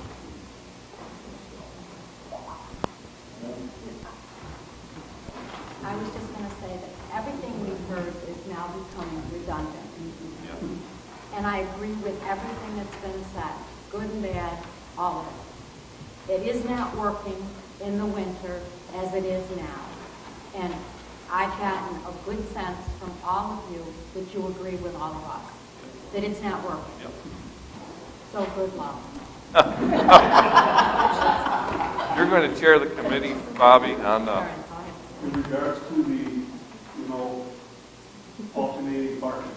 My sister-in-law lives in the neighborhood on Ontario, and there's neighbors that have driveways that don't shovel, and they fight for the parking out on the street. I mean, they actually, one person had handicap signs put in, rightfully so, thinking, there's my spot. And then my sister-in-law moved in with my mother-in-law, who has a handicap spot. My sister-in-law parked in her driveway, but there's been ice up there, and when it falls, that's another problem. But I just let you know that there's neighborhoods around here that they, like somebody said earlier, they don't know how to shovel their driveways, so they'll go from one side to the other side, and then on Seneca Street, students are coming around parking on their street. So that creates quite an issue. If you're following what's going on in Boston right now, where it's pretty much this way, I mean, they're literally fighting over parking spots on the street, and that's what it's come down to with Boston. And we're kind of in the same position here. Yeah, I know.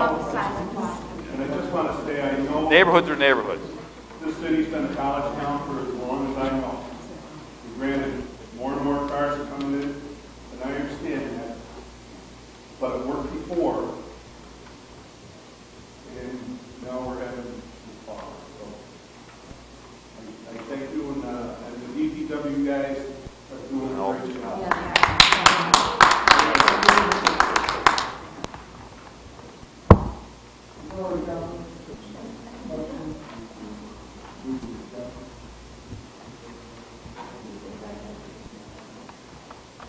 Corey, do you have an add-on before you Thank you. Yes. Good evening, Mr. Mayor, members of the Common Council, and Police Chief Deco. Nice to see you. I hope you are in good spirits and health. I would like to address you about the new taxi law. A year ago, all of us taxi drivers were supposed to have fingerprints and background checks done. It's been almost a year now, and John Gibson from New York Transportation has been driving without a city license, hasn't paid his fees, hasn't been fingerprinted, and is a convicted felon, and yet nothing has been done. Lake City Taxi has unregistered taxis and unmarked vehicles and continues to do whatever he wants. He also forges permission slips to obtain taxi cab plates, along with John Gibson, who also has a taxi cab plate, yet nothing is done. Campus Cabbie was recently arrested and has 5 tickets pending, yet operates illegally with his son, and yet nothing is done. Maurice Mahoney of Sonny's Taxi was arrested and charged with molesting children and transports heroin from the city of Syracuse to Oswego, and nothing is done. We also have several illegal taxi cab companies coming out of town to run in Oswego, and nothing is done. I would like someone to tell me why I should pay high insurance and city fees when no one else does. For 3 years, I've been coming here to address unfair business practices in Oswego, and I'd just like to know when it's going to end.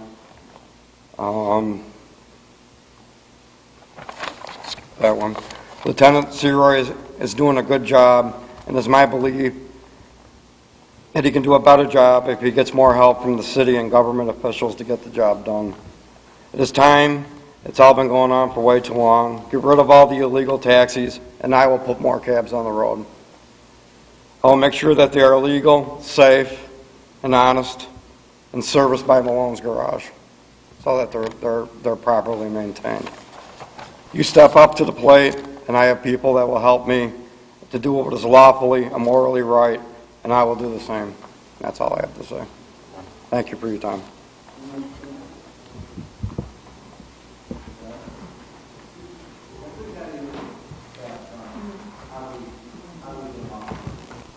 Well, over the past couple of years, been doing compliance checks. We've done it with officers. We haven't been able to actually identify and do them. We have been bigoted. We're doing what we can, and eventually we can do more. Is there something we can do on our end? Some kind of lawyer aware of it, we utilize someplace else for us to do something different to get these cabs off? I think that we tried to do something a little bit different when it came to legislation of the licensing. It got somewhat watered down, and we found out that we didn't necessarily do some things we wanted to do. But I think that probably, it's time to reevaluate and take a look at it. I have a hard time getting on board with it. Have a good night. I have to get back to my office. Thank you for your time. Thank you. Yeah, one item on the ad. Is something authorization of the city union to authorize it and transfer funds to the account number F8340.0440 to cover costs incurred during the Washington affairs. Yes, Mr. Chairman, this is to help cover some of the costs incurred from contractor costs that we incurred in the last couple of weeks here trying to resolve all of our water issues. The majority of which is caused by the extraordinary frost that we've had. Driven down the ground a lot farther than we've had in recent experience. So we've hired some people to help us get all our residents back in water and get them, which we are continuing to do. And I'll need to have someone put into the proper account to make those payments. Requesting that anyone be allowed to prepare a budget amendment to make that transfer happen. Thank you, Mike. Many of you are aware, I'm sure, over that week, we had homes, water mains freezing, over flat areas in the city, no Walnut Street, Second Street, and Tenth, all had issues with the water main freezing. We've got some numbers, we've got other issues we have in the water mains, including those who need to be put in place, trying to help address the some of these additional costs that we get in the ratio to offset the problems that we're having. Those thanks to Mayor, once that was not in terms of Walker, as well as CP Chair, Steve Curley, and Commissioner Smith, for coming with us a month ago and got this in place. The county emergency management is fantastic, and housing that stuff up. I'd also like to thank Deb Scanlon, who contacted me shortly after the shelter was established, and the kind of any aid that she could give us. Recently, I've been meeting with her, trying to bridge the council and the mayor administration to bridge the administration of college, and I'm more than willing to do extra things to help us better situations that we have, and especially things that we can address through college, not just through citizens. So that's just one of the crowbar and social facts. Definitions of college students, their behavior, and how they like to teach. We think that we can get around as well as doing those classes in college for us already. We have a really good collaboration with department heads, as you are working with the campus students, as well as our own department working with the college department. And that's some very good. Any other questions, comments, or we want to take on? Next question.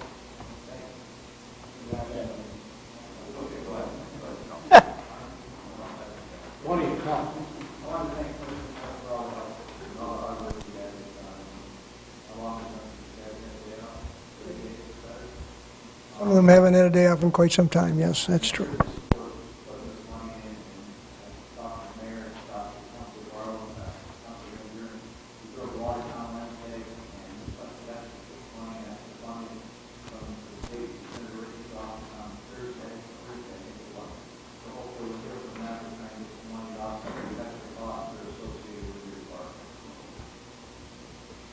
Thank you. I was going to also just, the dedication of our DPW and administration has been very gratifying to see everybody working the way they're working in this time. Commissioner, just a question for you. I know, like today, the high school was out for a water break. Yeah. So my grandson. I know the Elks Club has been hit hard, and I know we've been nursing an awful lot of water main breaks. Are we, aside from the freezing pipes, and not to take away from how serious that has been, but the number of water main breaks, has that been more than normal at this point?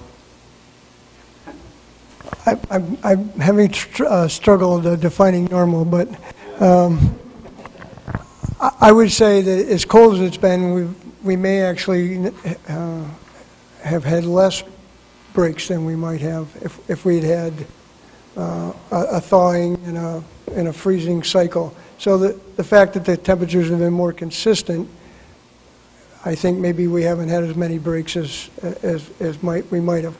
However, in the next coming weeks, I'm just not sure what that's going to do, especially with the frost being in the ground so deep.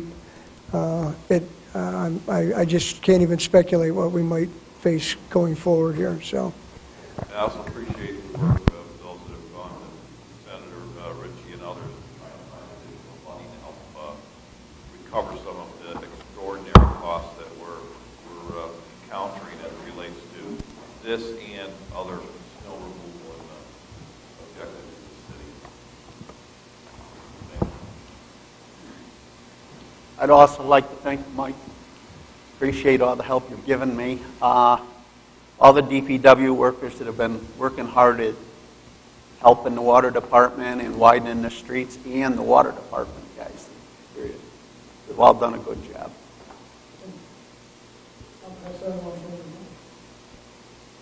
Mr. Chairman, I just have one other comment. I know we put it out, and both of the chiefs have helped me get the message out, and the mayor's office. And I can't stress enough with the depth of the frost to keep the cold water running in your home.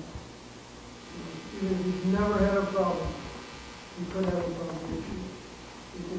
That's the 40 to 50 people that have been out of water. Take a proactive step. Make that water for you, keep your service. Give it some time, not a few hours. Give it time until the frost starts coming out of the ground. Maybe a little while. Question I've had posed: all faucets, or make sure one is running with One cold water tap, at least a stream the size of a pencil, at least that much, even a little stronger until you're sure you're not going to freeze. So.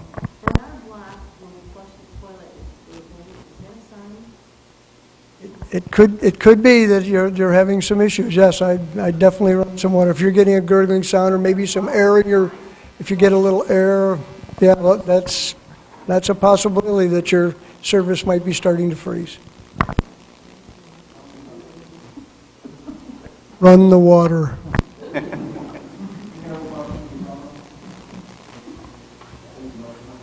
a motion.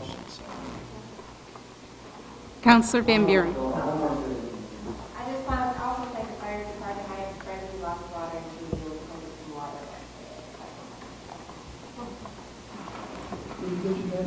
Councilor Van Buren. Councilor Capelitz. Yes. Councilor McLaughlin. Yes. Councilor Todd. Yes. And we need a resolution. Yes, but Mrs. Code and I will put the wording together. She's promised to help me.